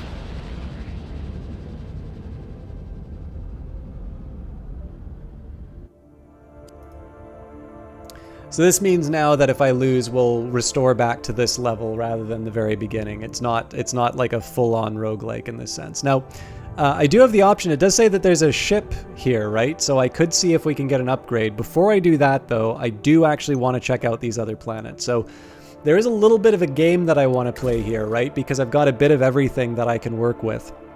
So I have a decent hull. I do have some fuel in reserve. The one thing that I don't really have in reserve is oxygen. So the weird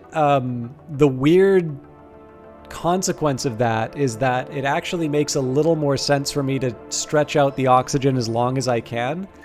I think it looks like I'm going to be able to get 2 trips out of it.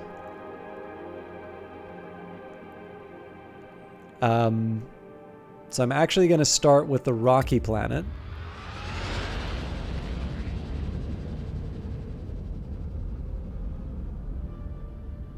So the logic will probably become apparent as we go through, but basically the rocky planet is... I'm going to use this for the hafnium first.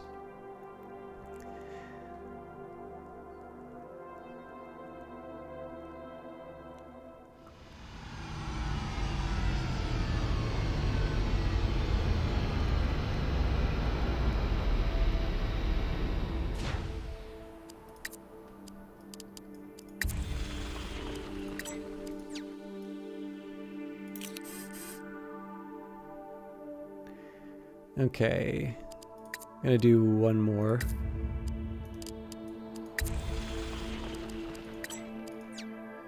Okay.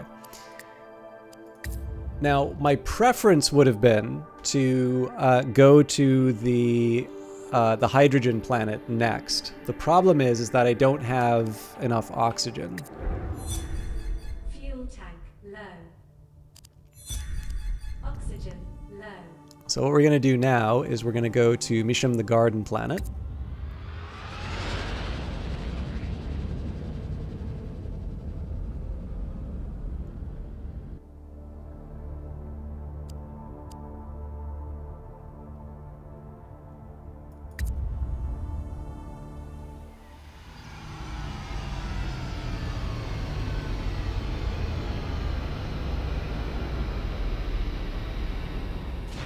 Right, so now we're all the way back on our oxygen. We don't actually even need to worry about the drill. Unfortunately, I'm going to need the fuel to take off, so...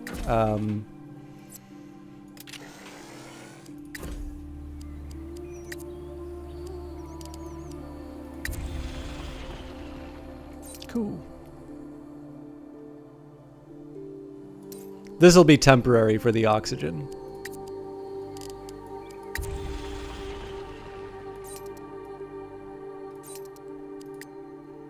Okay. So now we refuel at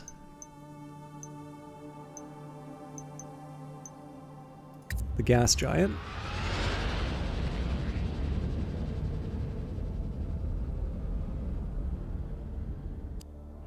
This is mostly going to be replenishing what I already lost, but... Equipment damaged.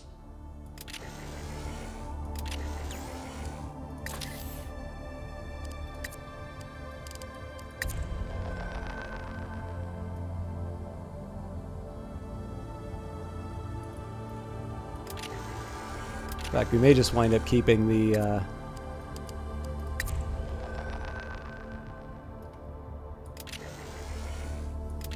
Yeah, we might as well keep the oxygen there. It actually can be used in both, so... Okay. So, we've already visited the storage array. It's kind of wasteful if I go there a second time. So let's take a quick second and visit Mishem. Sorry, they're all Mishem, but the civilized planet.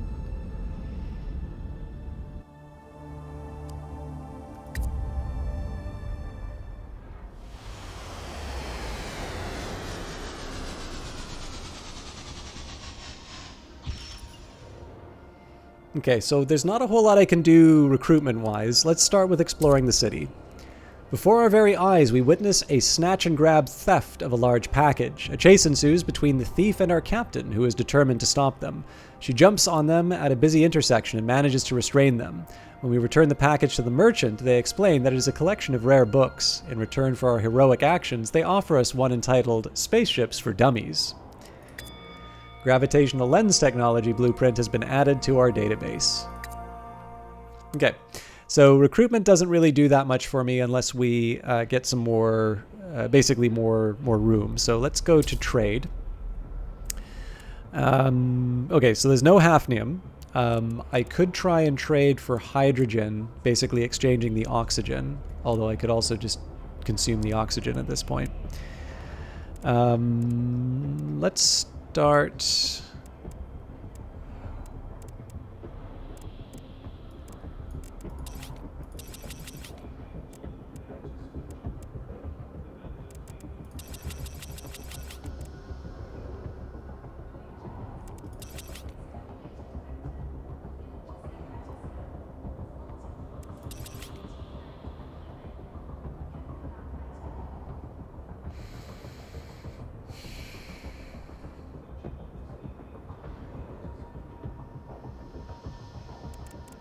What does a flask get me? When a point of interest is explored, improved vision status has been applied to the crew for 5 rounds. Cool, but not like super important. Alright, so that's already made that advantageous for us. Let's see if we can maybe get some divine module. Makes the transportation of divine beings possible aboard ships constructed with technology that absorbs substantial amounts of excess energy and reduces the object's physical mass. Okay, so this is an uncommon module. Something that I guess the idea here is we're beaming the souls of divine entities on board. I'm now very interested in where this game is going. So yeah, let's start adding some blueprints. Ultra probe, a technology that allows the ship to probe the surface of stars and recover resources. And we'll also add the void fluctuation projector, a technology that protects against external assaults by using the particles generated by void fluctuations to create virtual shields. This is partly me just trying to get as many valuable resources as I can. Now we are going to have to give some stuff up to do this, and that could also mean some of the resources. So, for instance, trinket. Am I willing to give up the thing that protects me from fever? Let's maybe start by looking at. So an ancient doll we can definitely part with. Feel like the tea set's useful. Lockpicking kit we usually use. Mind you, some of these are like one more use, so like maybe we can part with some of them.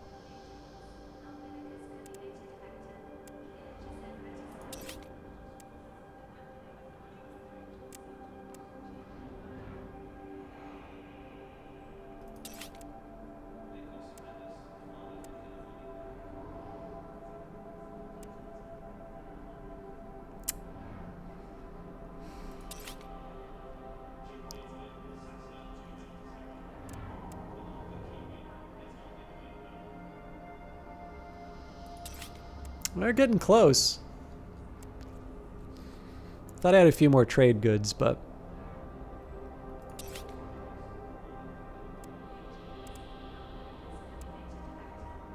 Okay, so if we were to give up some iron, what about the cobalt?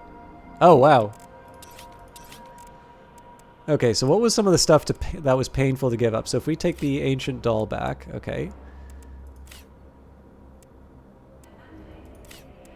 All right, that's a big one.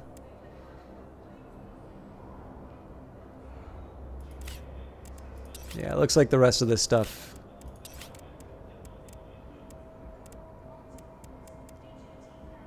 Okay, I can work with this. Again, we're getting some cool. Actually, can I? Yes, I can.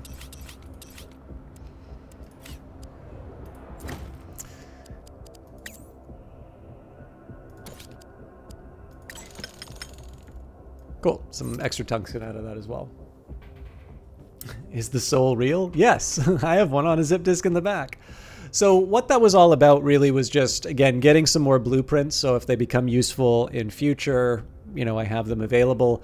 The helium is a considerably more valuable type of fuel. So this is something that theoretically will save me making these diversions for, you know, for the hydrogen planets. We still go through a lot of oxygen very quickly. I was willing to give that up just because I also think it's fairly straightforward for us to go to a garden planet and refill. But yeah, overall, I'm pretty happy with how most of these trades went. I think we're still short 1 hafnium though.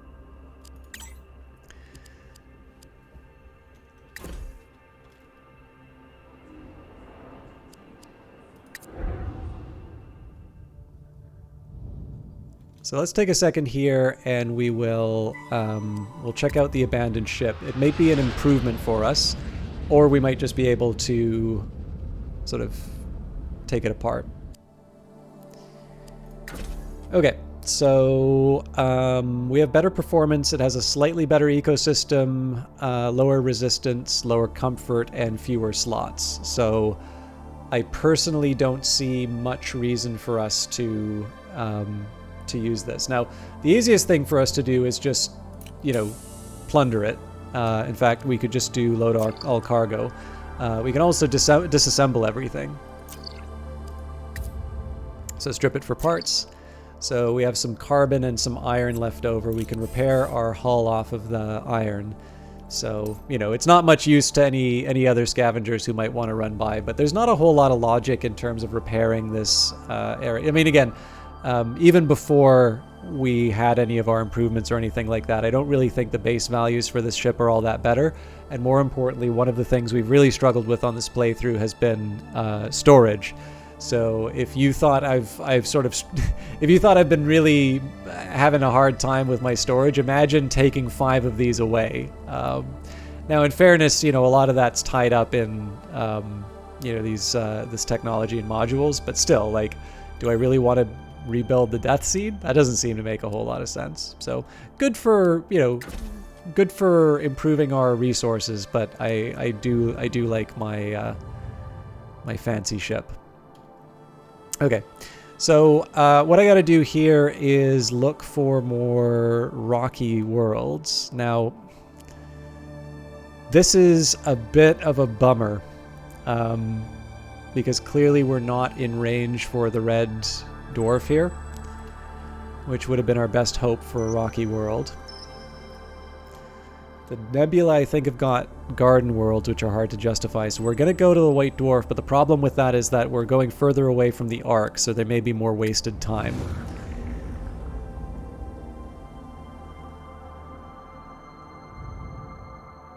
Okay, so we have another storage array. I might as well take advantage of it. Again, technically wasteful as far as the resources are concerned. Like, going back on that turn would not be the worst outcome, but I don't know. I feel like trying to save more often than not is good, and I apologize for whacking the mic.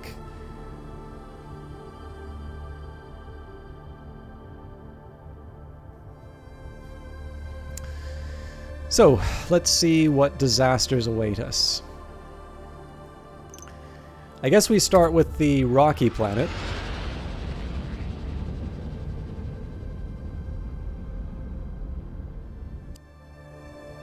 Ooh, we can land on it too.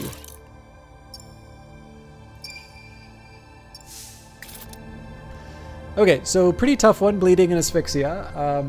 Minerals is the...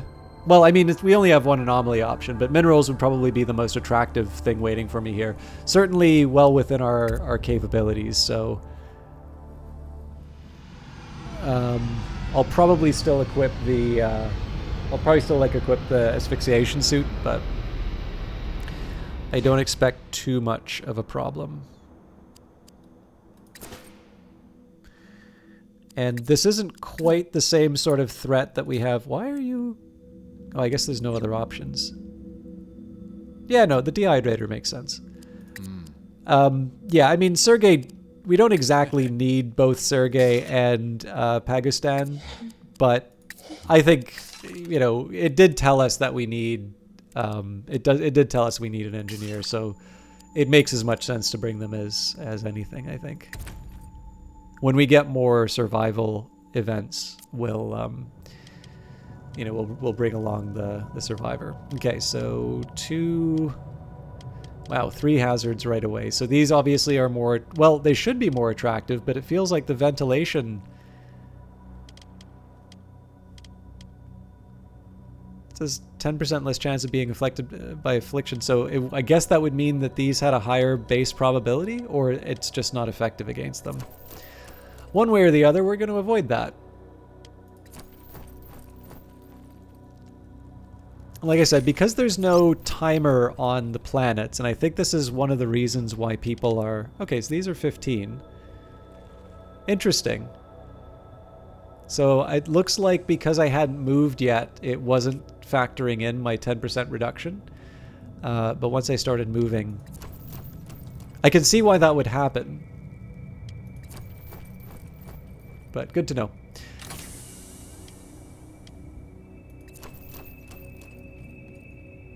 Yeah, exactly. So like part of this is just because there's no...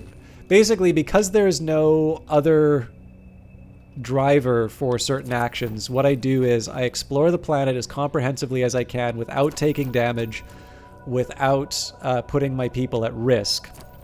That allows me to make an informed decision about what risks I'm willing to take on. So, you know, in this case here, right, why go running blindly through sharp, pointy objects when I can get to the vagrant danger without taking any damage at all? Now, vagrant danger is actually a high priority investigation for me, but I did just want to kind of take a look at what my directions were. So, our expedition detects a large metallic mass not far from our current location. It could prove useful for the ship. As we draw close enough to see it, we are amazed to find a gigantic robot curled up as if asleep. What civilization could have built such a Titan, and why? So we could examine the Titan or activate the Titan. I think we will examine.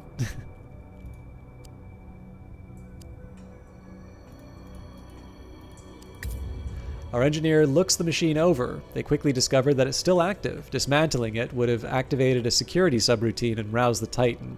Having uncovered this, they short-circuit the mechanism, leaving us free to loot the Colossus. Sergei's lost 2 action points, and we found 15 minerals. So we've completed our objective. Oh, no, we haven't. There's Dying Planet.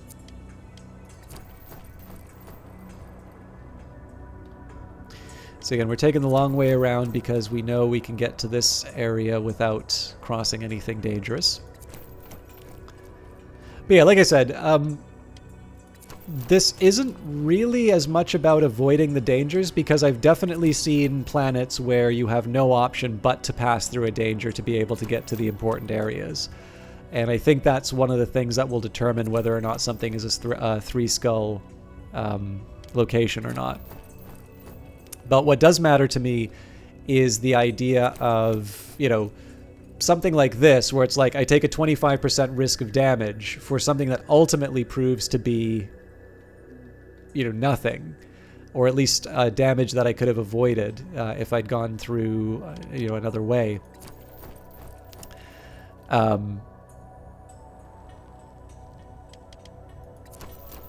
Now, I can see how, you know, later on, because this game is pretty clearly in active, well, I don't know about active development, but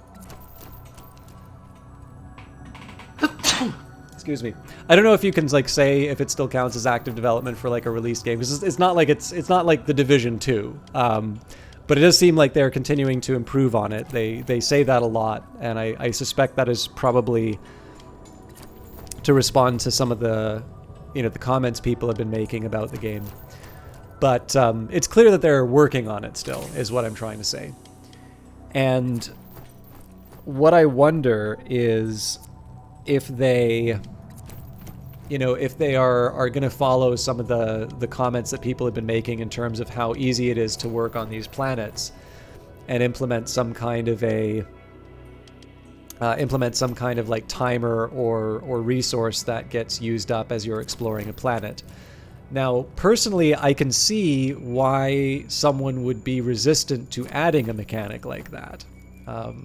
Because it's very easy to suddenly turn it into... Like, so, here's how I look at this. And again, keep in mind that I'm not a game developer. I do like... I mean, some of you know that I wrote something about Whiplash and put online recently.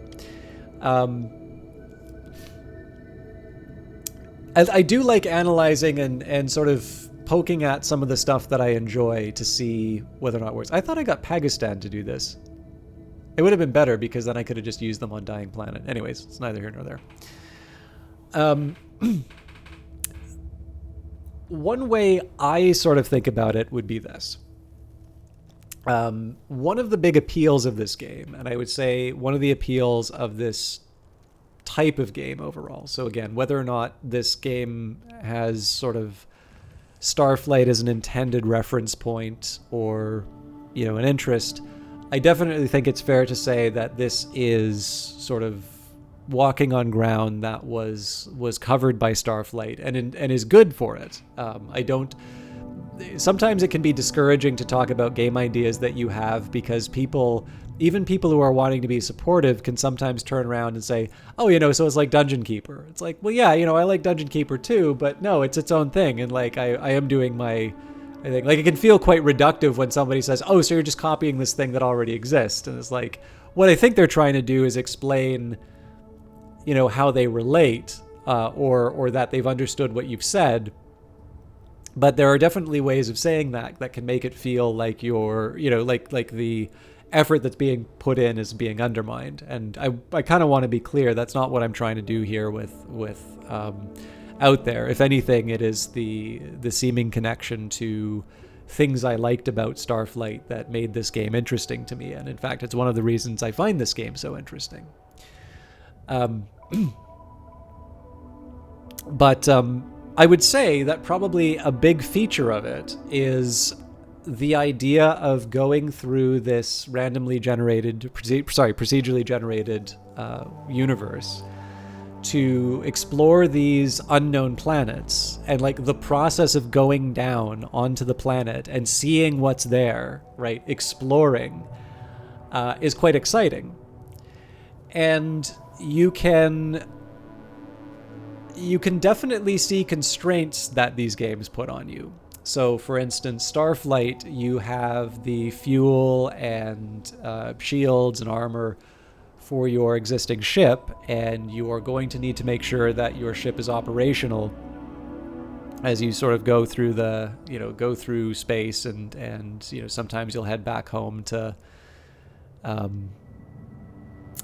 to sell some of the stuff that you got. Maybe your hull's full or something like that.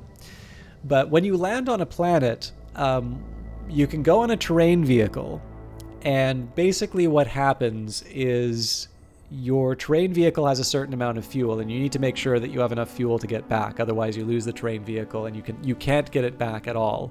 You actually have to go back to the home base. But what Starflight lets you do is it lets you go back to your main ship with its fuel, refuel, and go back out as many more times as you want. Even if there's a thunderstorm going on, even if you're in danger of losing your crew in the hostile weather, you can choose to go back out and explore the planet even more. Furthermore, you can actually take your ship and you can land on different parts of the planet. And so if you want, if that is the thing that works for you, you can actually go on the planet and you could quite literally look at every single pixel and just completely strip it of all resources. Now, that doesn't happen in Out There.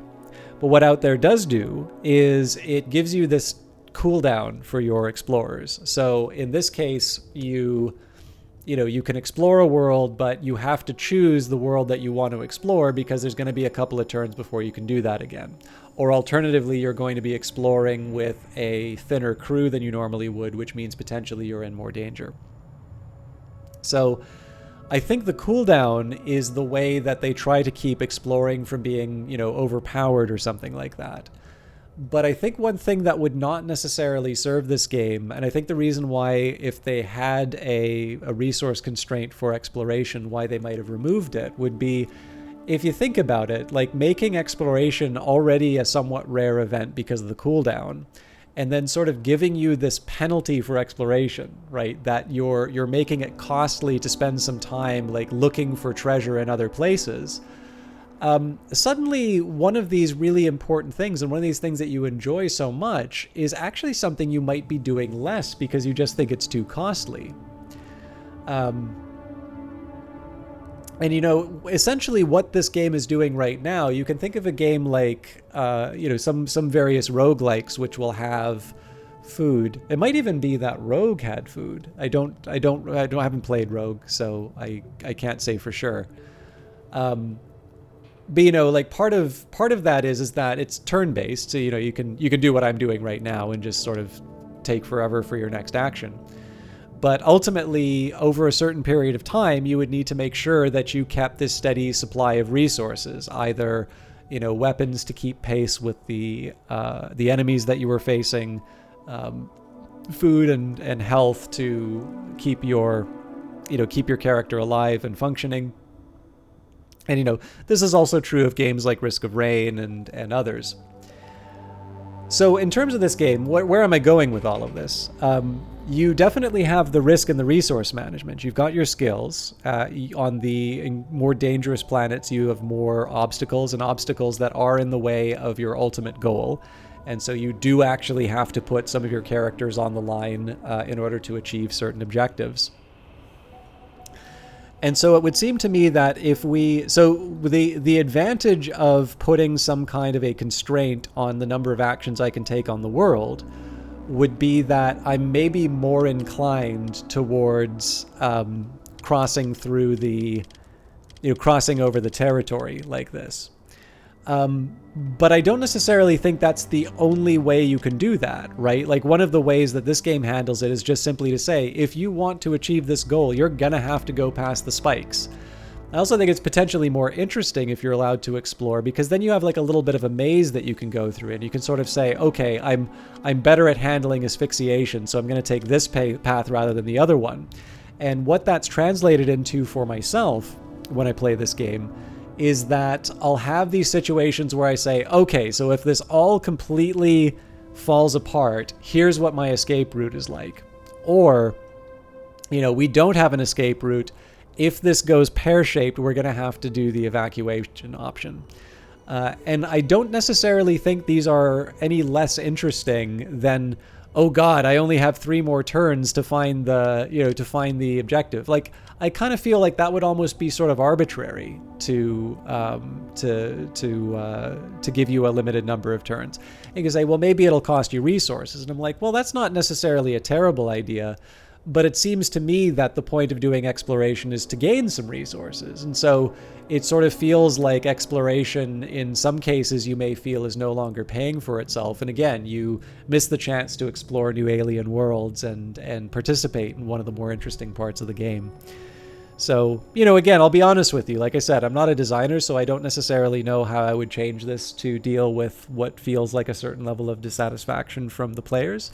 But I'm also not entirely convinced that they quote unquote, like, obviously got it wrong. I actually think there are some features of this that are really nice, and I do genuinely like being able to explore the planet and to be able to think about how I'm handling the obstacles that the planet throws my way, as opposed to just sort of barreling ahead and feeling like, because I was unlucky and chose to go to the left, I had the path with like 5 more traps rather than the path to the right, which only had 1.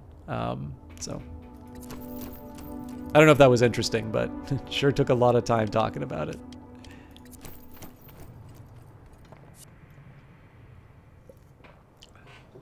I drank my water before my coffee. What was I thinking?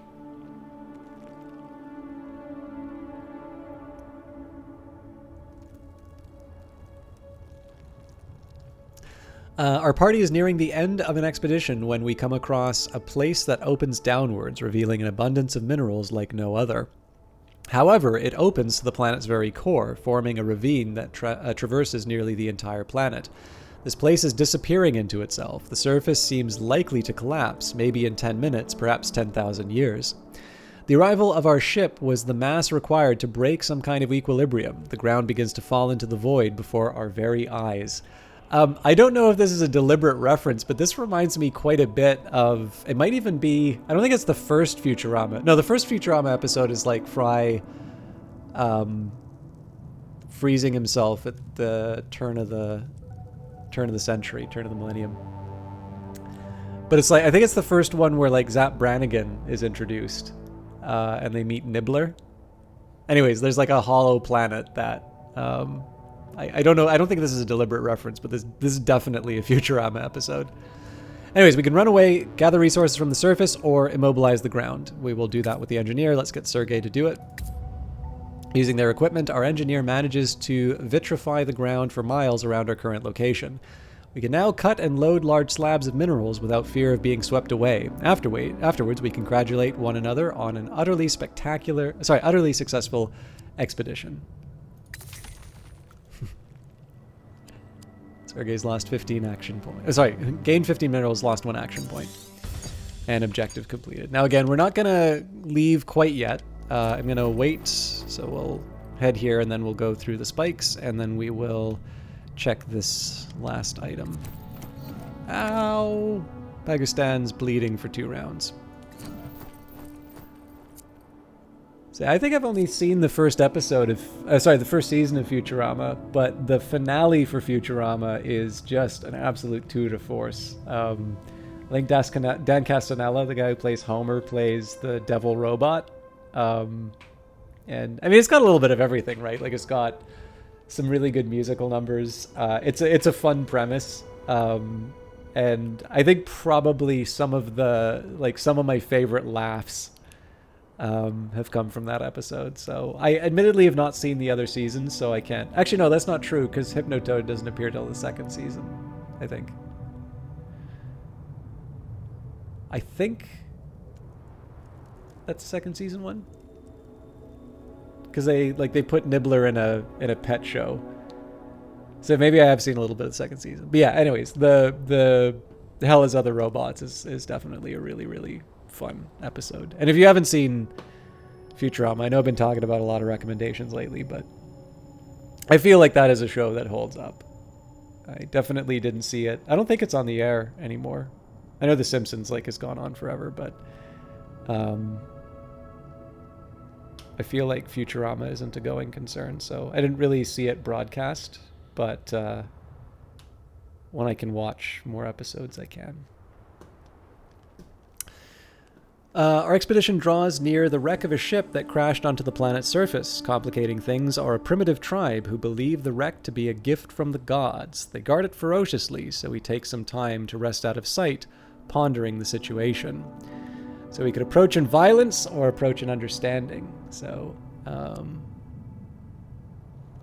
I don't think I know what Jurassic Bark is. We will approach in understanding. Our xenolinguist goes forth, slowly using a number of stories and practical demonstrations. They manage to convince the tribe that we have also been sent by the gods. The primitive guards part before us, and we are allowed to access the wreck inside. Our efforts are rewarded with something very useful indeed. Life seed technology. One thing I would kind of like, we're talking about some UI, improvements that I feel like the game could use. I'm not sure. So, this is a nice to have. This is not a complaint, but I feel like a lot of games, when you have a technology like this, so, absolutely very cool. It's Life Seed. It's got a nice icon. I know I've gotten a new blueprint, and when I get back to the ship, I'm going to be able to understand what that thing does. And yet, when I think about other games, most of the time when they introduce a new concept, and there's a button like this, you can usually put your mouse over it, and it will tell you what the item does. And I sort of feel like when you see something cool, life seed technology, oh man, what does that do, right? That's my first reaction. You can actually see, I'm pretty sure if you look back on the video, I'm almost certain my first impulse is to go over. It's like, you just got a gift, right? This is the reward. I mean, Diablo is kind of predicated on this feeling. Oh, I just got something. What is it? Ah, it's useless. Never mind. Or, oh man, this is so much better. I'm going to put that on my character right away.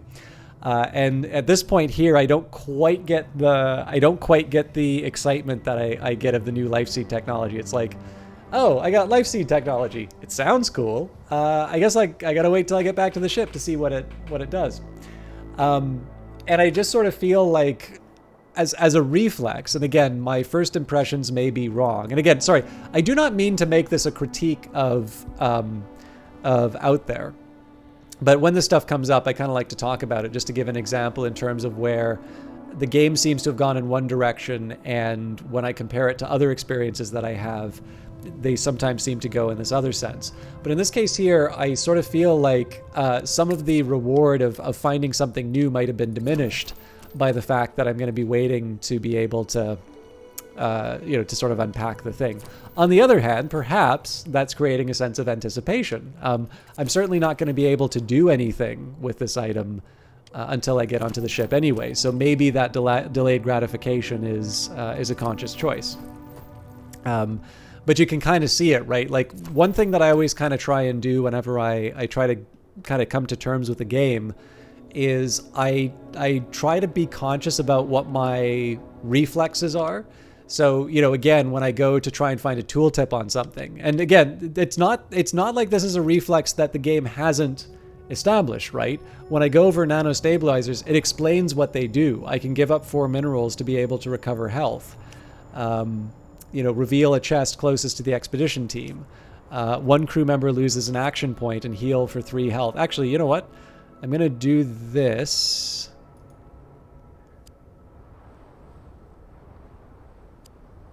So why can't I get Sergey to do this? He would have been who I'd actually wanted to. All right, well, Pakistan it is.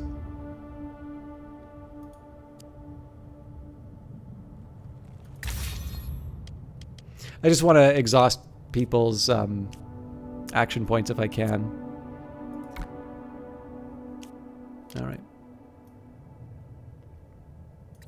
But yeah, I try to keep an eye on my reflexes, because that can sometimes be an indication to me where a game has trained me a certain way, or possibly where I've been trained to have a certain expectation. Because sometimes subverting those expectations can be where, where things get exciting. If you think of Half-Life,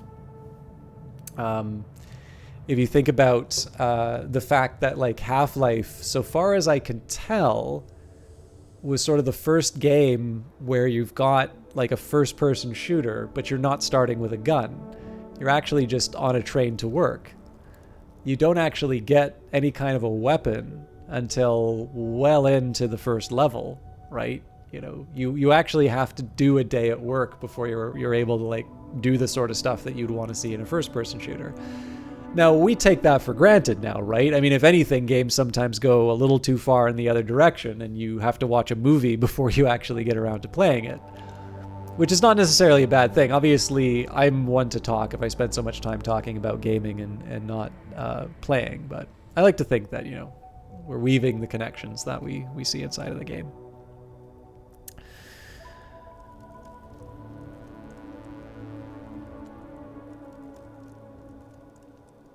Sorry, I blanked for a second. So we're talking about Half-Life and what made it unique.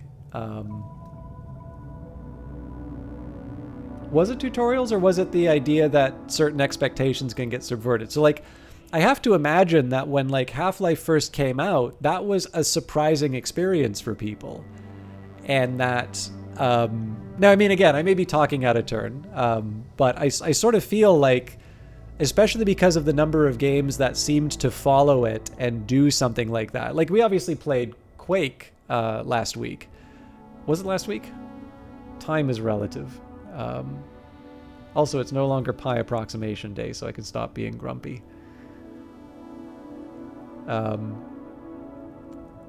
see, this is the thing. I just don't think that Half-Life kind of counts as a tutorial. I think what Half-Life was doing was it was establishing a certain tone for the game, where contrasting something like Quake, where you start with a weapon and you're just accumulating more weapons and you're kicking ass from the get-go, compared to Half-Life, which is maybe a little bit more story-driven. Sorry, maybe story-driven's a little far, but like there's a certain amount of almost survival to it, right? Like I wouldn't necessarily say it's like a survival horror game, but like the fact that in your opening, I believe you actually run away from head crabs before you get a crowbar to be able to fight them. Like that's obviously a very different dynamic from Quake, where effectively if you don't have any ammo, you might as well be dead. And I think that's a conscious choice, and in that case, I think it's a subversion of what the expectations of a first-person shooter might be. And then, of course, you can take that one step further, and you have a game like I think Penumbra had weapons, but I think Amnesia: The Dark Descent denied you any weapons at all. I know a couple of the local devs don't actually care that much for Amnesia. They sort of think it was just, it happened to get lucky in terms of being there at the right time. But I actually really think Amnesia did some things that I thought were interesting. But clearly Amnesia was influential enough to produce or to, inspire follow-ups like Outlast, in which the character simply does not have the option of being able to attack. And weirdly enough, right, once that's become established as a convention of sort of survival horror, Alien Isolation comes along, and it actually restores weapons, but it presents you an enemy so fearsome that it's actually maybe a little scarier, that there's the implication that you have to defend yourself, but the weapons are really not that adequate. I guess unless you have like a flamethrower. Again, I haven't played the game yet, but I know flamethrowers are a big thing in those games. And I think, I don't know, like to me, the way I at least understand this sort of stuff is to be able to think about how I react, right? To try and be aware of those impulses for me to sort of mouse over certain items and think about why I'm doing that. Because again, once you start, like, there's got to be a game somewhere which has probably established this tooltip convention, and then what they start doing is as you move over for a tooltip, the game starts messing with you. Maybe it tells you like one thing and then you move away and then it's another one, but it's like just a small enough change that you're like, wait, didn't it say something different before? And, that could wind up being super frustrating, or that could just be, a sort of Stanley Parable-ish thing that people run into, so.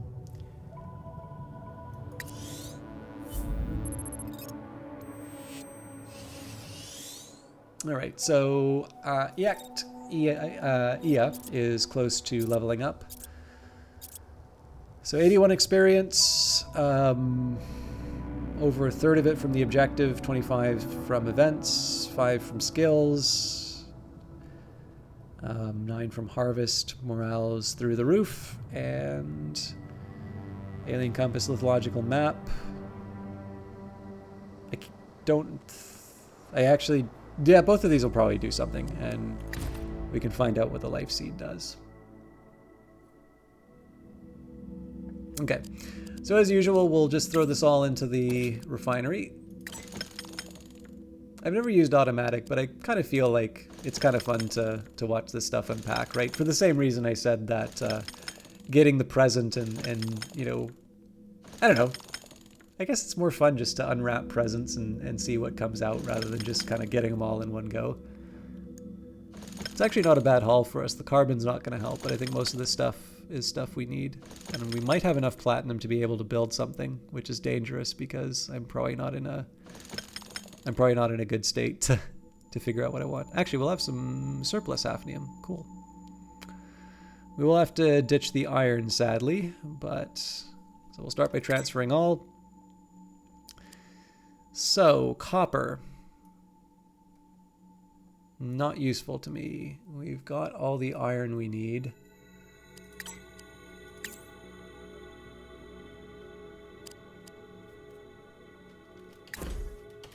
Okay, so I think, you know what, I'll drill because I can, but it's clear that our next stop is going to be the the Ark. Well, 2 stops because I need to get in range. You know what? A journey to a helium planet wouldn't hurt.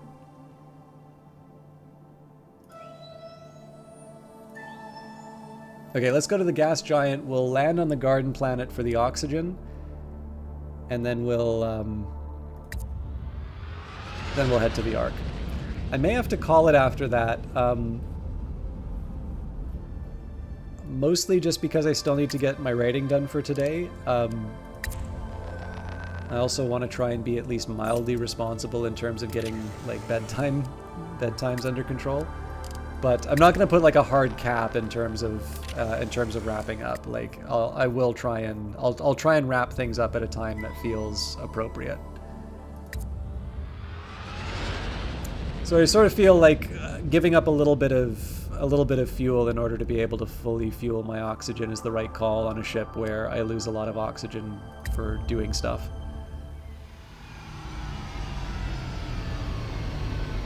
Well, it's also I'm just sort of conscious of the fact that when I'm sleepy, I tend to, like, not just talk more, but I tend to ramble more. And, you know, sometimes that can be fun in its own way. But, okay, that didn't get me anything. That was a waste of fuel, frankly. But it's a little different from what I sometimes expect for myself. So I try to be kind of conscious of how I'm using the time. Okay, so a lot of this is really just going to be, I'm not going to ignore what kinds of planets I wind up on. So for instance, being able to get some fuel will be nice. I'll probably want to stop by a garden planet before going on too long. But this is really about crossing as much distance as I can. We should be able to arrive in time. But I don't want to be too reckless. Okay, celestial object. We make an astonishing discover, a celestial creature that resembles a whale. It is much larger than our ship and modified by electronic components. A ship of a kind, but abandoned. It seems the creature is long dead, perhaps for millennia. So we could identify the object's function, lose an object but gain an abandoned ship, extract the resources directly, gain fuel in exchange for hull, or change trajectory to avoid it. Let's see if this is a better ship. T-set's been destroyed, sadly. Ship has been detected in the system. Okay, so let's start with the abandoned ship, just because if we'll use fuel to get there, so if I need something else, we'll be able to grab it from the helium. I think we've run into one of these before. Okay, so I'm not going to put too much emphasis on things like performance and ecosystem and all of that. So generally, resistance, I'd say resistance is in the ballpark. Comfort and performance need to be improved. And honestly, two slots is not the end of the world, but I guess the question that I have would be, what exactly are we gaining by switching ships, right? What special thing do I get? I do note there's a life seed on this, an extraordinary technology that harnesses the strange energies of Omega to transform rocky planets into garden planets. That's pretty cool, but maybe not my thing. So in this situation here, I think we disassemble everything.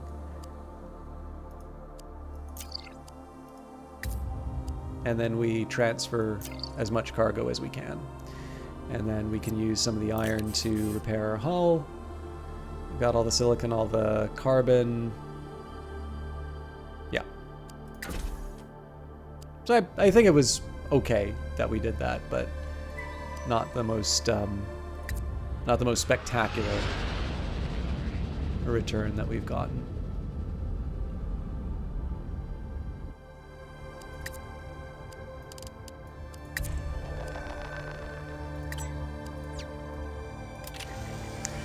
So, I mean, we could try and go for more helium, but frankly, at this point, I'm perfectly happy to just say we're at full fuel and we move elsewhere. Okay, so again, we want to try and get to the Ark as soon as we can. Seems to me if we go to this blue giant, we know we can make it to the Ark straight after. So I might stop by a... Well, actually, if we've already been there, let's actually head straight back to the Ark, because I don't know if I'm going to have to give up some fuel.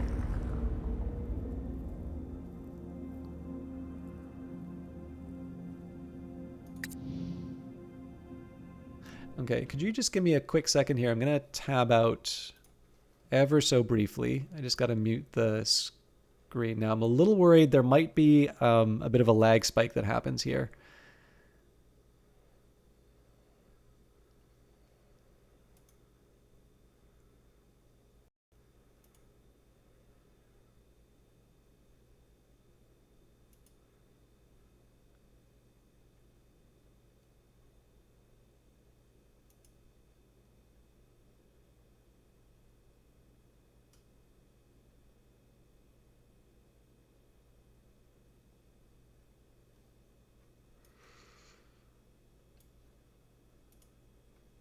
Okay. Sorry, you should be hearing music, and it's not there.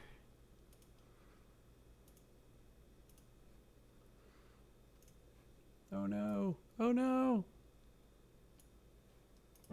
Okay, everything should be good. So let's take a look at what's happening on the Ark.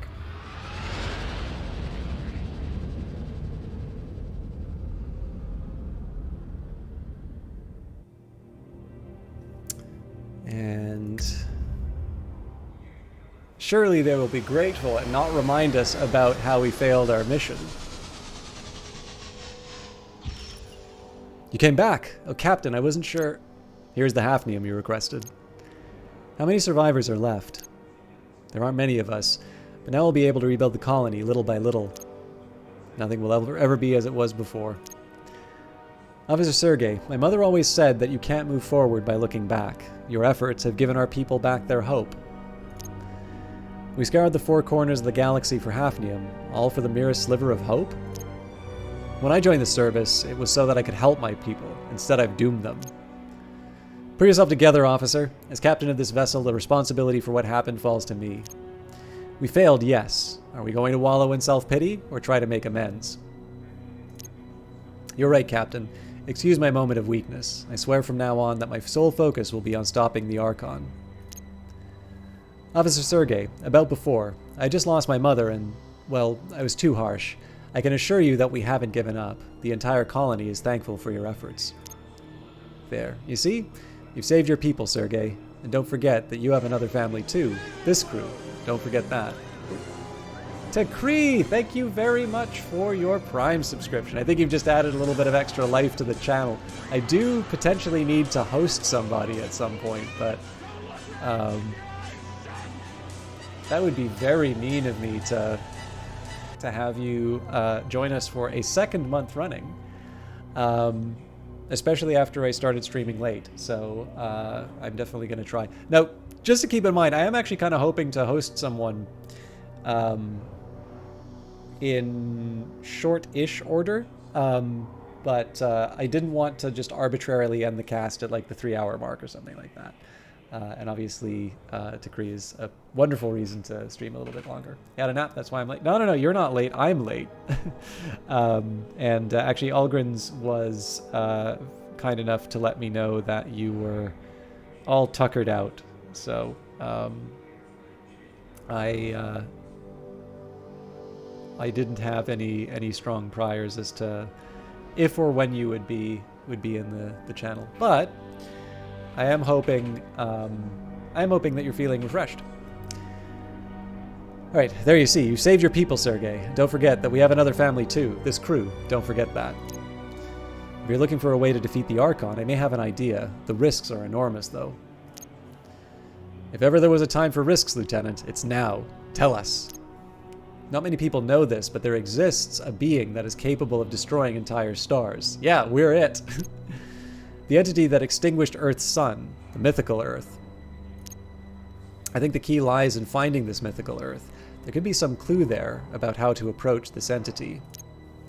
The mythical Earth? Plenty of explorers have tried to find it, and failed. But some had leads. One of them was my father. He left me these coordinates. I can't promise anything, but I hope they'll be useful to you.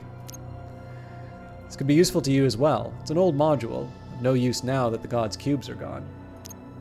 If you'll excuse me, I must go make use of the precious resources you have brought us. Of course. Thank you, Lieutenant. Sergei, I need you, but if you'd rather stay... There's nothing left for me here, Captain. Let's go.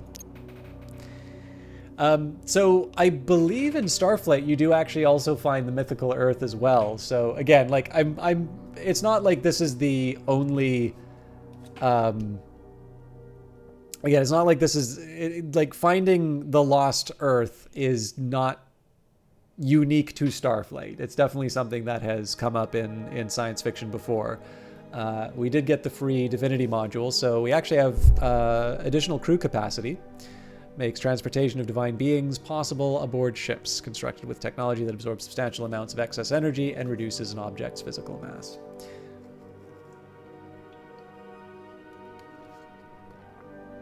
So, we don't need to build one.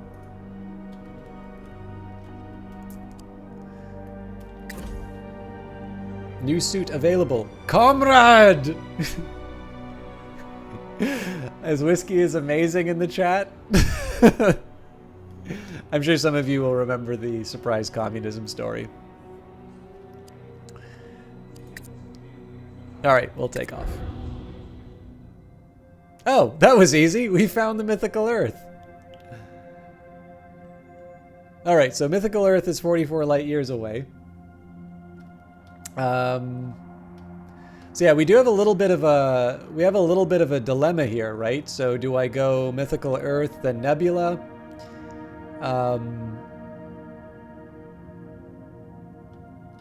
I feel like returning to the origin probably makes the most sense. I do feel like a little bit of a clown for retreading some of this old territory. Maybe we'll hop over to this. I think this is a neutron, right? Yeah. So neutron should give me... Well, actually, hang on. I think neutrons are... garden worlds, yeah. Well, we do need the oxygen, so we can at least visit the one.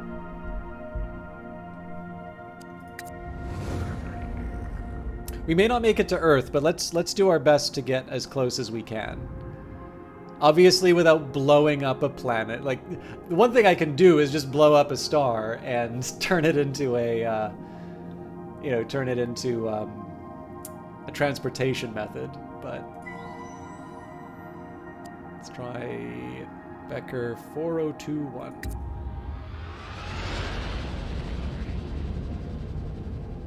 How are you doing, Tikri? I mean, all of you, really. It's been an absolute pleasure to be able to chat with Algrins the most. Talrea Best, I hope you have a slightly better idea of what out there is like. But if any of you have questions, I'm happy to try and cover them. I've sort of been free associating for a bit.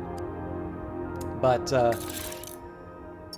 I'll put it to you this way. Overall, I just kind of want to see where this is all going. Like, I guess it's story-wise. Like, I guess the big thing is that I don't necessarily feel that for a game to have an effective story, like, I don't necessarily think everything has to be, this, like, Wagnerian kind of,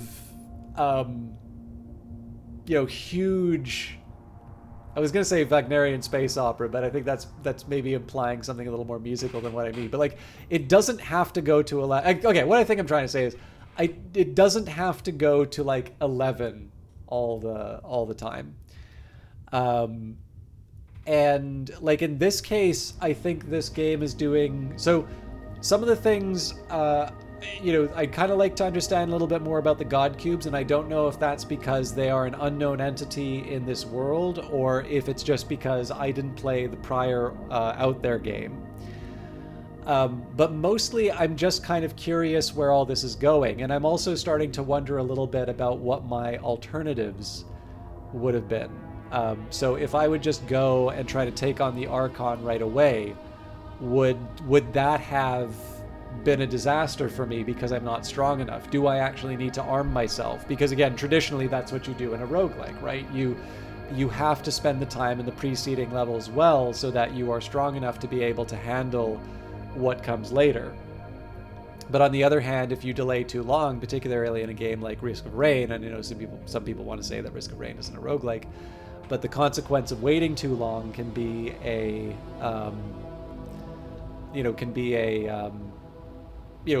as bad as rushing too early. So bunches more energy after the nap. I'm kind of glad that you were late. Yeah, that's excellent.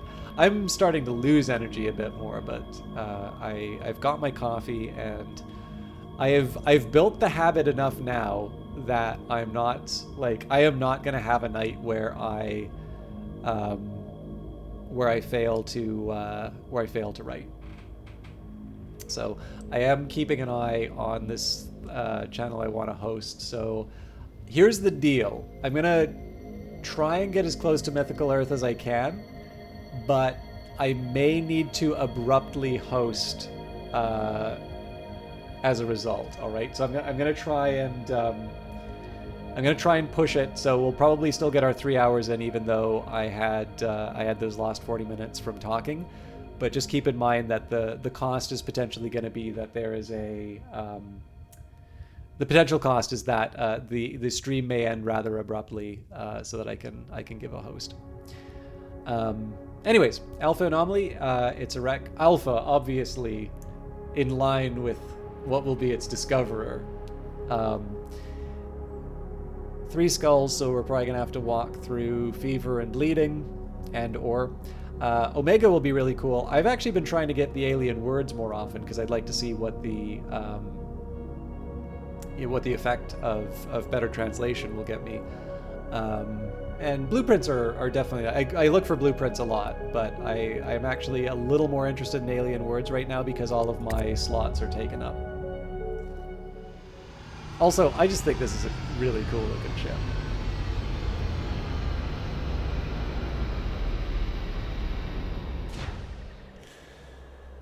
Okay, so we've got our oxygen. We will start with an expedition.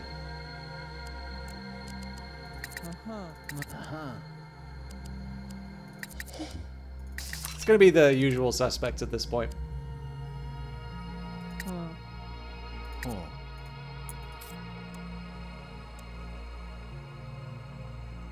Ooh.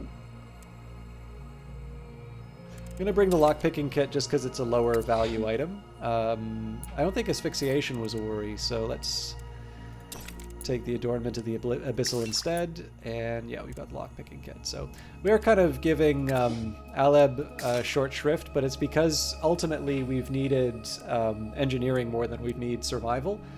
And it is one of my weaker crew members. Alright, so definitely don't want the fever. Unless it's more cowbell. The only prescription is more cowbell. Sorry, I screwed that up. Oh, here's a fun one for you. So I'm sure some of you know Brian on the Rocks has a borderline concerning obsession with Christopher Walken. And I found something delightful online. So how many of you have heard, I think the game is called Ripper. It's like one of Take-Two. Yeah, I can never remember if it's Take-Two or 2K. I'm pretty sure it's Take-Two. It was like one of Take-Two's first games. And it had Christopher Walken, Paul Giamatti, I think John Rhys Davies might have been in it. There's a couple of other like name-ish actors in it. Has anybody heard of this thing? Because there is a YouTube rabbit hole waiting for you.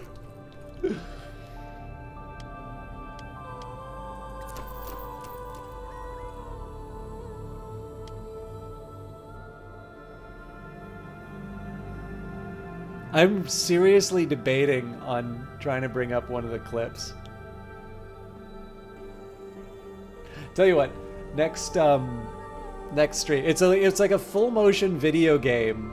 I don't think it was very successful, but it has got like Christopher Walken just chewing the scenery every like every clip I have ever seen. It is like, even by Christopher Walken standards, like over the top. I would almost say it's like Christopher Walken doing mega acting.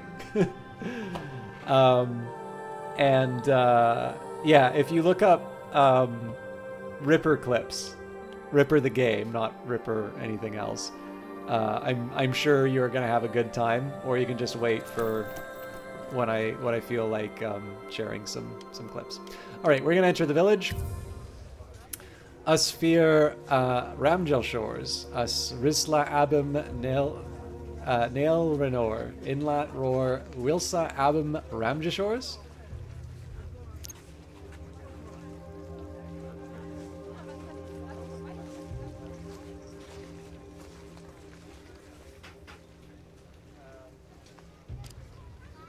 Let's try us Rilsa Abim Naelinor Inlat.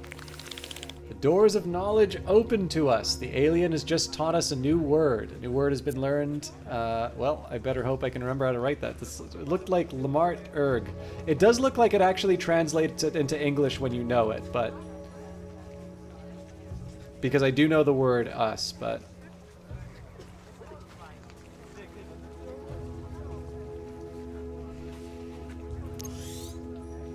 Okay, so we can recruit. Let's start with that.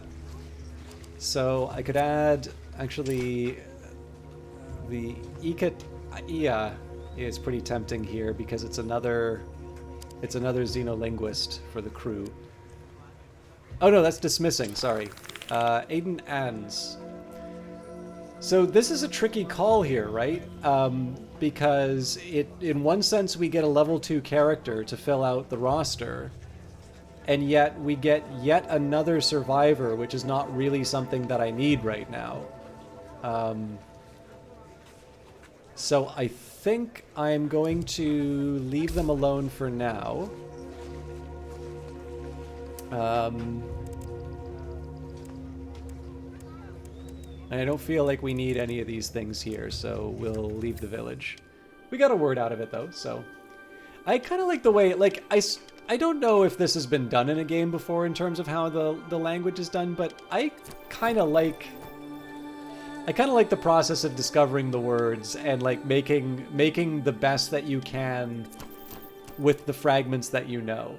I think it's like, I don't know, there's something about it that I'm attracted to.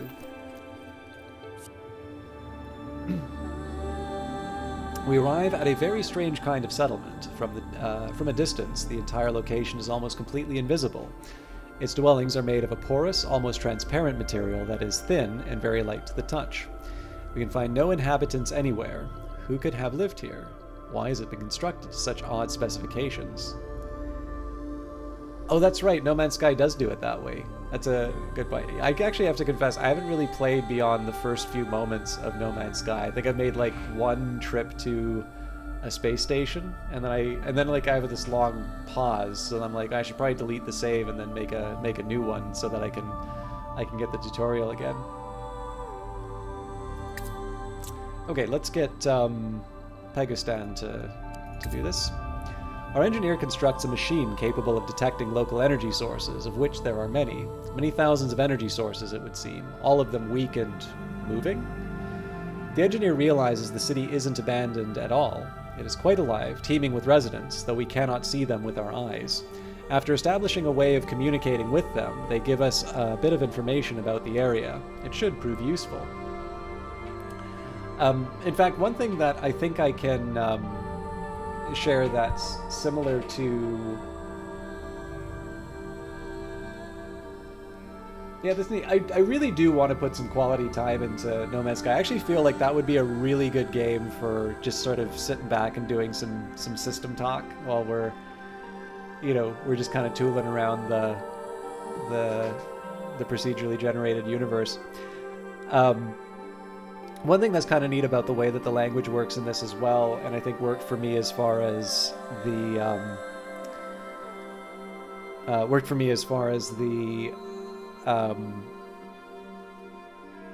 like the languages. You'll remember the last time we lost in Starflight, we encountered this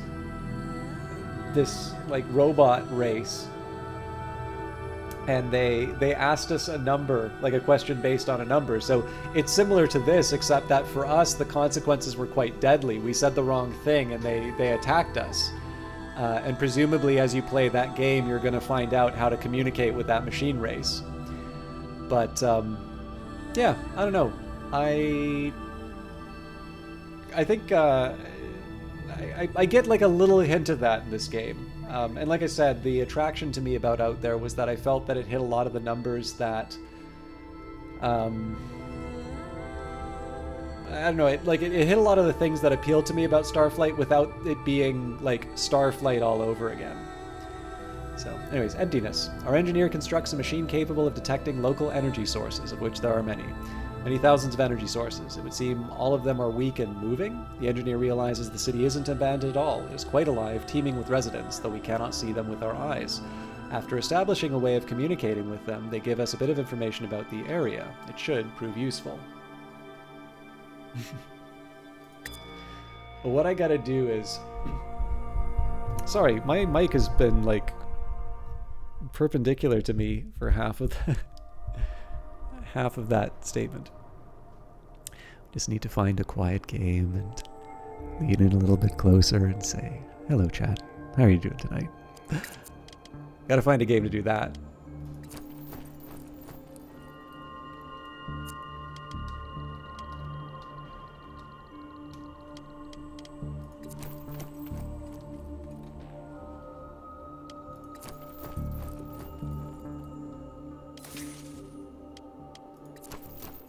Or at least a book.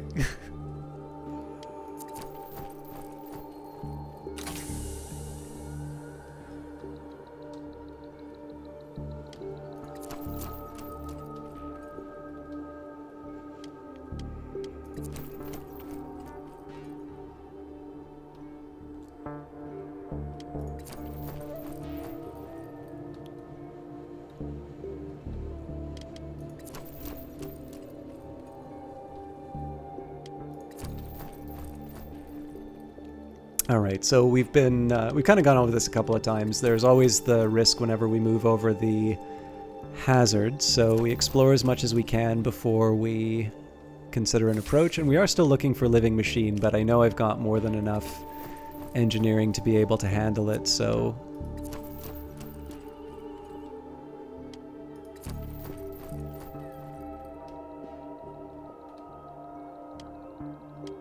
Okay, so unfortunately both of these paths have the threat of fever, and I don't think we have any other way around it. So the way that I handle these kinds of difficulties, so our outside option is to hit the evacuation. Our next option is to just try and think about what our best path will be if the worst happens. So we cross through the fever, we do living machine, and what we do is we head south. That's not going to require us to take any more damage, and we can hit the ship. We do have a little bit of a longer journey around the edge, but we don't have the 25% risk, because obviously, 25%. Moving from living machine to... actually, I guess we can... Yeah, we go south. So basically, going from living machine to the ship, if you think of the probability of of a 25% triggering on 3 trials, it's fairly likely. And of course, if it triggers at the start, that's going to mean that my people are working down their health right away. And so I'm in a tougher spot than if, say, the 25% triggers at the end of the series. I think I'm about to turn into a pumpkin, so I'm going to try and speed this along. Haha, we avoided the disease. All right. Living machine. After many hours, we reach the mission's objective. We thought it was a temple of some kind, but up close, we find the structure is an enormous bunker. Sorry, let's try that again. After many hours, we reach the mission's objective. We thought that it was a temple of some kind, but up close, we find that the structure is an enormous bunker of unimaginable proportions, bigger than a mountain. Electricity still flows within. As we advance into the heart of the building, the corridors light up in response to our presence. Everything is old, dusty. It has been abandoned.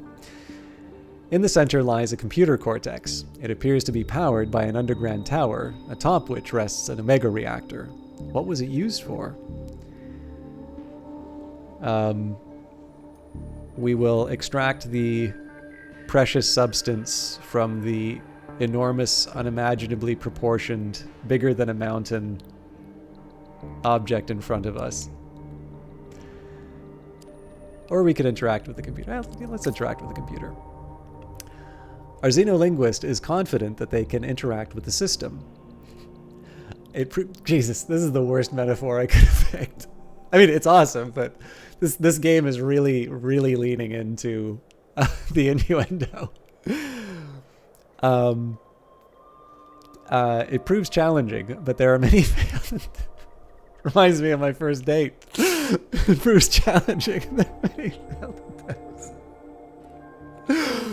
Eventually, though, they succeed in what they discover, and what they discover is unbelievable. Truly amazing. The beings who once lived on this planet found themselves threatened by cellular degeneration. In response, they built an eternal machine and transferred their consciousness into it. Since then, they have been living inside a computer-generated worlds that they designed for one another. A powerful civilization indeed. They gift us a copy of their database so that we can learn more. They also include a piece of technology, which will no doubt help in our travels. The expedition has been a total success. It will profoundly alter our societies when we return. Iket has lost an action point. We found more Omega, and we have learned the word for... we've learned Nad, child. I'm hoping by extracting the Omega, we didn't just kill everybody in the virtual worlds.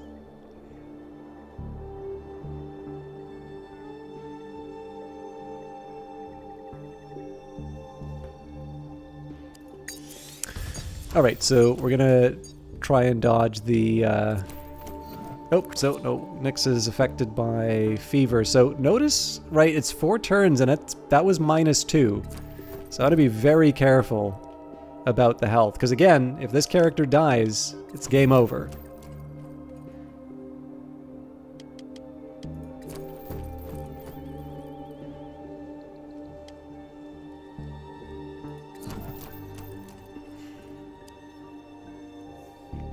Alright, do you want to board the ship and end the expedition? Oui.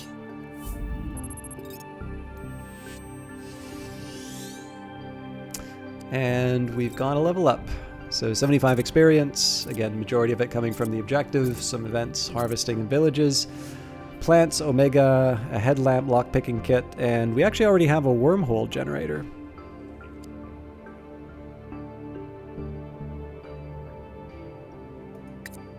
Okay, so this is the xenolinguist. We don't need to worry so much about their health. I think actually we're gonna go for the points.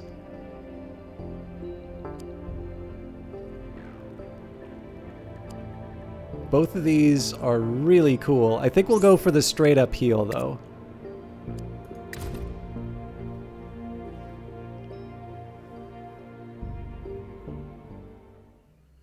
Okay, and let's see what we can do with the plants.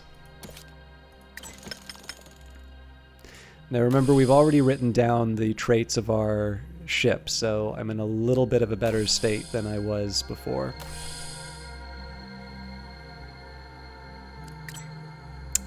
Okay, so we get one for free, and I think, so 5 morale for every 6 trips on... Okay, so we don't have the ecosystem to back this up. Our resistance is actually just short of 60 as well, so those two would be a waste on their own. Our ship's status, 65 performance, 20 ecosystem, 50 resistance, 60 comfort. So we'll just add another one of these to the queue, and I think I would recycle these except that we're already at full oxygen, so we just leave them behind. Okay, that's not a bad day's work. I don't see much value in drilling right now, so we'll just take off. And I don't think we need to go visit another garden world. So what we'll do is continue to find mythical Earth. So there's two priorities that I want to be thinking about in terms of my sort of my range or my interaction. So one, it's a 40 light year trip. Now, this game isn't just about straight lines. One of the things that you need to sort of factor in as you're doing the travels is the fact that you want to, like, you need to think a little bit about how far your ship can move. So in this case, if I were to go sort of just over to the right here, it's possible that I may not actually be able to hit these stars. The other factor that I want to keep in mind is that certain things like the white dwarf will give me options like save points and such. So I think with all of that in mind, this goes a little bit further. We're still in range of the save point, but we should be able to see a bit more about what's available on our path to Earth.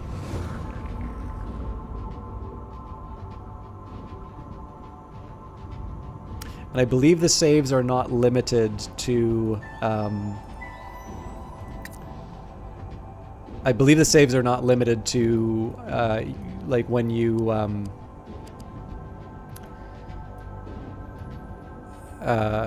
like when you visit the save points. I believe it does save your current progress. So we'll visit a gas giant just so we can refuel. But that is going to cost us a bit of hull and oxygen, so I don't want to spend too much time there. Equipment damaged. Okay, that's fine.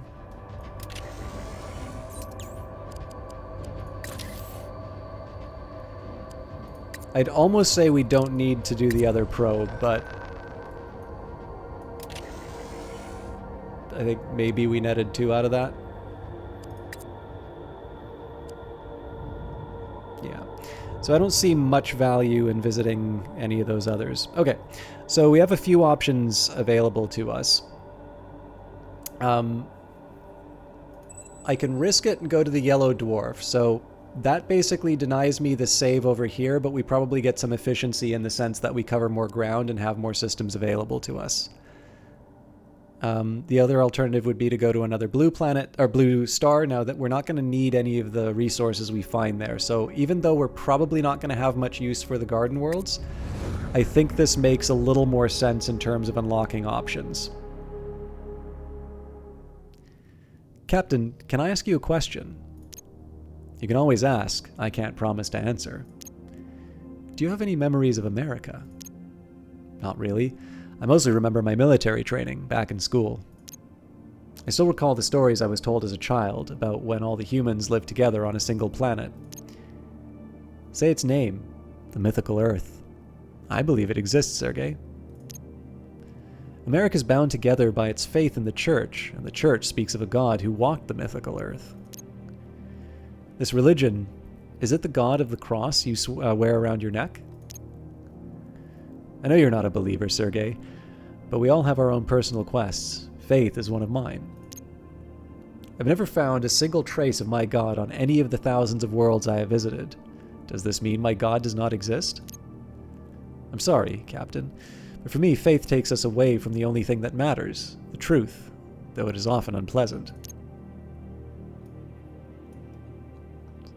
Little philosophical dialogue to pass the time.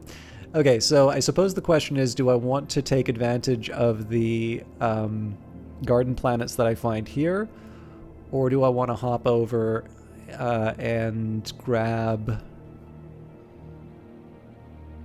Because I feel like these white dwarfs probably make a little more sense to work with. I think I'm actually going to visit this red giant first. This one I am going to start repairing the hull off of.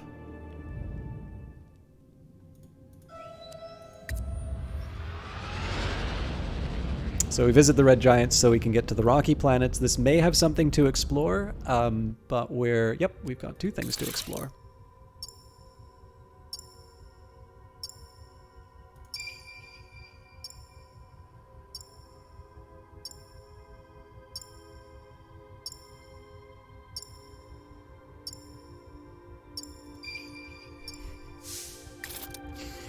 Okay, so we can get Omega blueprints. I'm not quite sure what an alien means. Or just a mineral area. So yeah, we'll definitely go for the danger.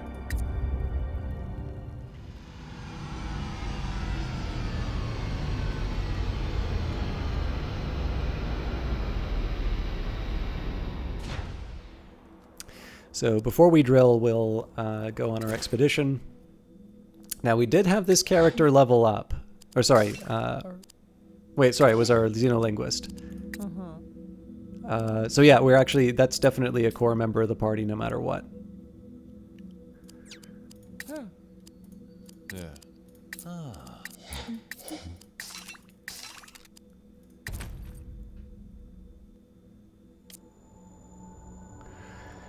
Okay, and same routine as before. We'll explore, we'll find what we can, where I can fulfill a lifeboat before we start taking on any other risks. But honestly, at the point with seven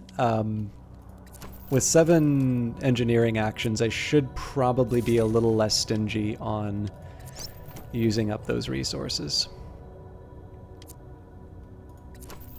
Case in point. Our expedition comes across the wreckage of an ancient unknown vessel. It appears reasonably intact. We've only just begun our exploration when we encounter the cause of the crash. The ship was transporting a dangerous predator, perhaps some kind of bioengineered weapon, that escaped. We find ourselves barricaded in the engine room with a terrifying, bloodthirsty creature on the other side of the door. Fight back. Our survivalist prepares for combat. We open the door and a ferocious battle begins. Most of us use the opportunity to flee, but some cannot help but stare at the display of fury and skill. Somehow, though we will never quite know how, the survivalist manages to get the beast on the back foot, allowing us time to escape the ship. Next is lost in action. But oh, so that was just a pure penalty. Interesting. I actually, there's another reason. Like, so one, I just wanted to see what Nyx would do, because Nyx is... but it's actually a bit of a shame that that turned out that way, because as a proportion of skills, right, the option was to remove 1 of 4 or 2 of 7.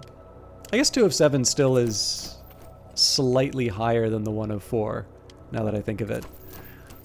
But yeah, like I feel like I gave up a little bit more by that decision. Although, as it turns out, like, not mathematically, it was just, I was bad at math for for that determination. For some reason, I also forgot to check down here, so we're gonna turn around and run, and I really think I'm actually gonna have to wrap up soon, so I'm hoping I can finish this planet before I do. Sorry, I know I keep threatening it, but...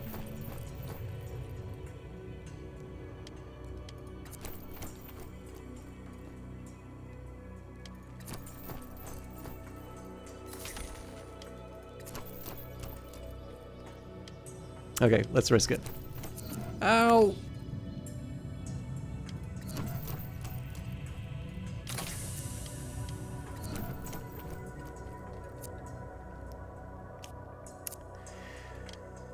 Let's see what happens.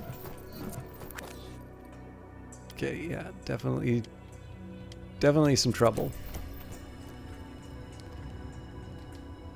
It's not a deal breaker, but I think that's a really good example of why I'm very reluctant to go rushing into situations here. Because, like, notice just how much damage across the party we now have. Okay, so this is definitely a case where we need to heal.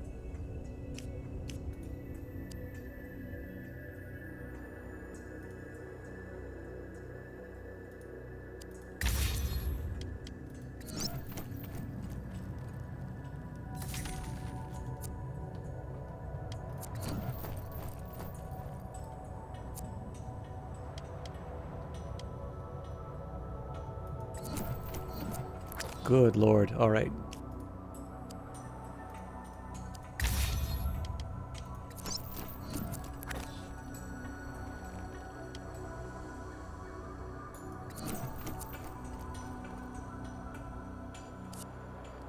At the foot of the hill, we find a remarkable rock formation. It resembles large blocks of limestone, but they radiate heat and slowly pulsate. Could they be alive? Of great interest is the fact that geological readings indicate a small quantity of omega present in each of the stone blocks. This would appear to confirm the mysterious link between omega and sentient life, which we have found again and again throughout the universe. What should we do? I pretty much always go for the skill roll, so we'll analyze the structure of the blocks, but this does mean that Sergei is not going to be available for healing because we still want to have them available for the event. So Pagistan. After a brief geological survey, our engineer produces an interesting hypothesis. They believe the stones form a living city that extends in all directions, interconnected and stretching over vast distances. Not far below our current location, the engineer believes that they have located a sort of cemetery, a place where the stones no longer vibrate or generate warmth. However, there is omega present. It will be difficult to retrieve the substance from below, but worth the effort. I think that's just the sound of omega. I was thinking that, oh man, this is going to be a tough one.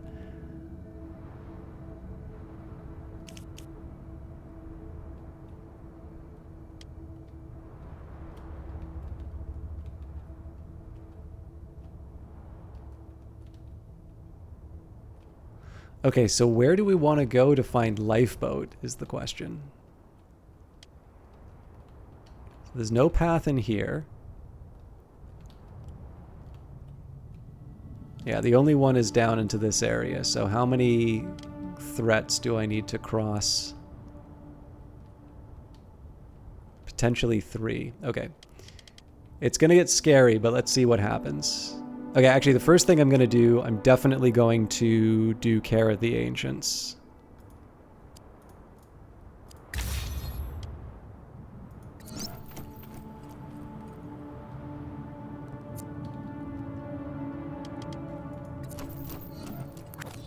Okay, a little more even distribution of the damage. I can live with that. Oof.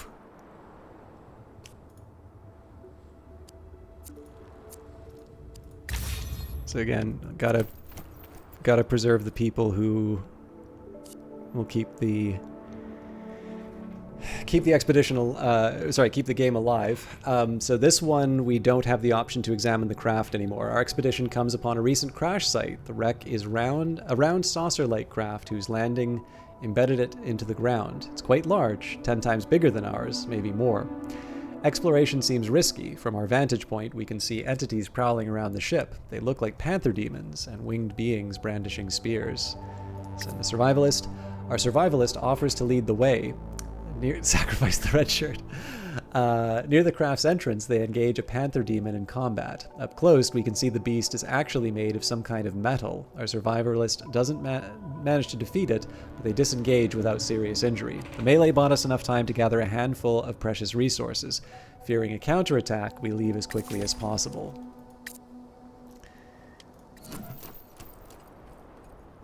Okay, so we're going to want to see how... Ooh boy. Ouch. Our expedition arrives at the crash site initially noted in our planetary survey. When we arrive, however, we discover not a ship, but an escape pod.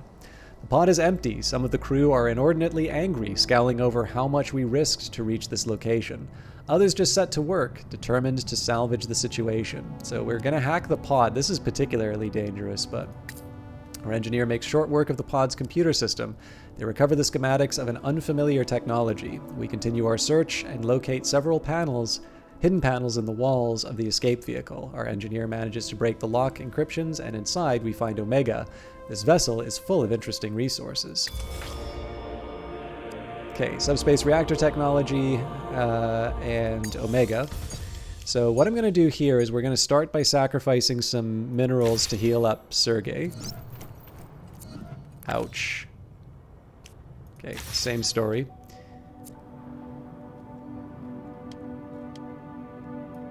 Yeah, there's no way I can make him survive, so we're going to evacuate. In fact, I think we just lost him. I think I needed to do that sooner. Yeah, so that's game over. Yeah, we'll try reviving.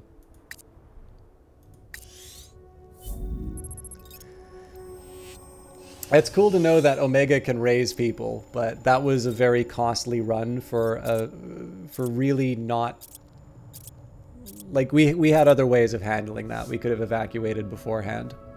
But we learned something.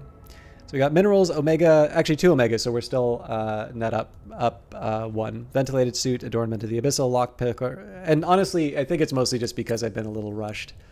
So, more survivor points. I'm going to go for extra health here. And I'm going to end somewhat abruptly because Kilgore Trout is currently doing movie hype and he's showing off Tootsie. So I'm actually going to do the raid note here. And I know there'll be like 30 seconds while it loads up, but I'm just going to say thank you everybody for watching. What I'm going to do here is we will run through the events in the game.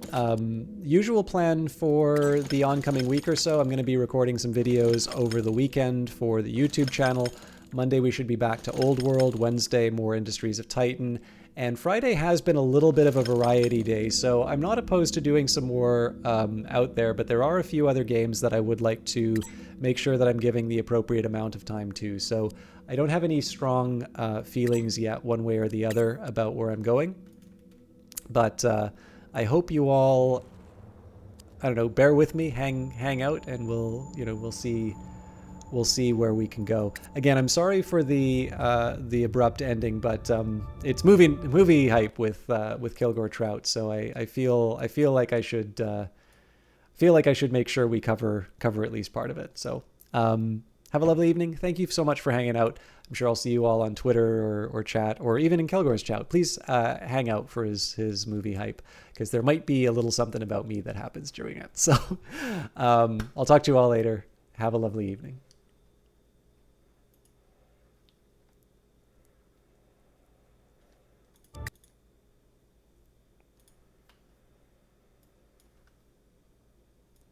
Oh, I'm sure he did a lot of things like that. There's System Chalk. There's System Chalk. It was just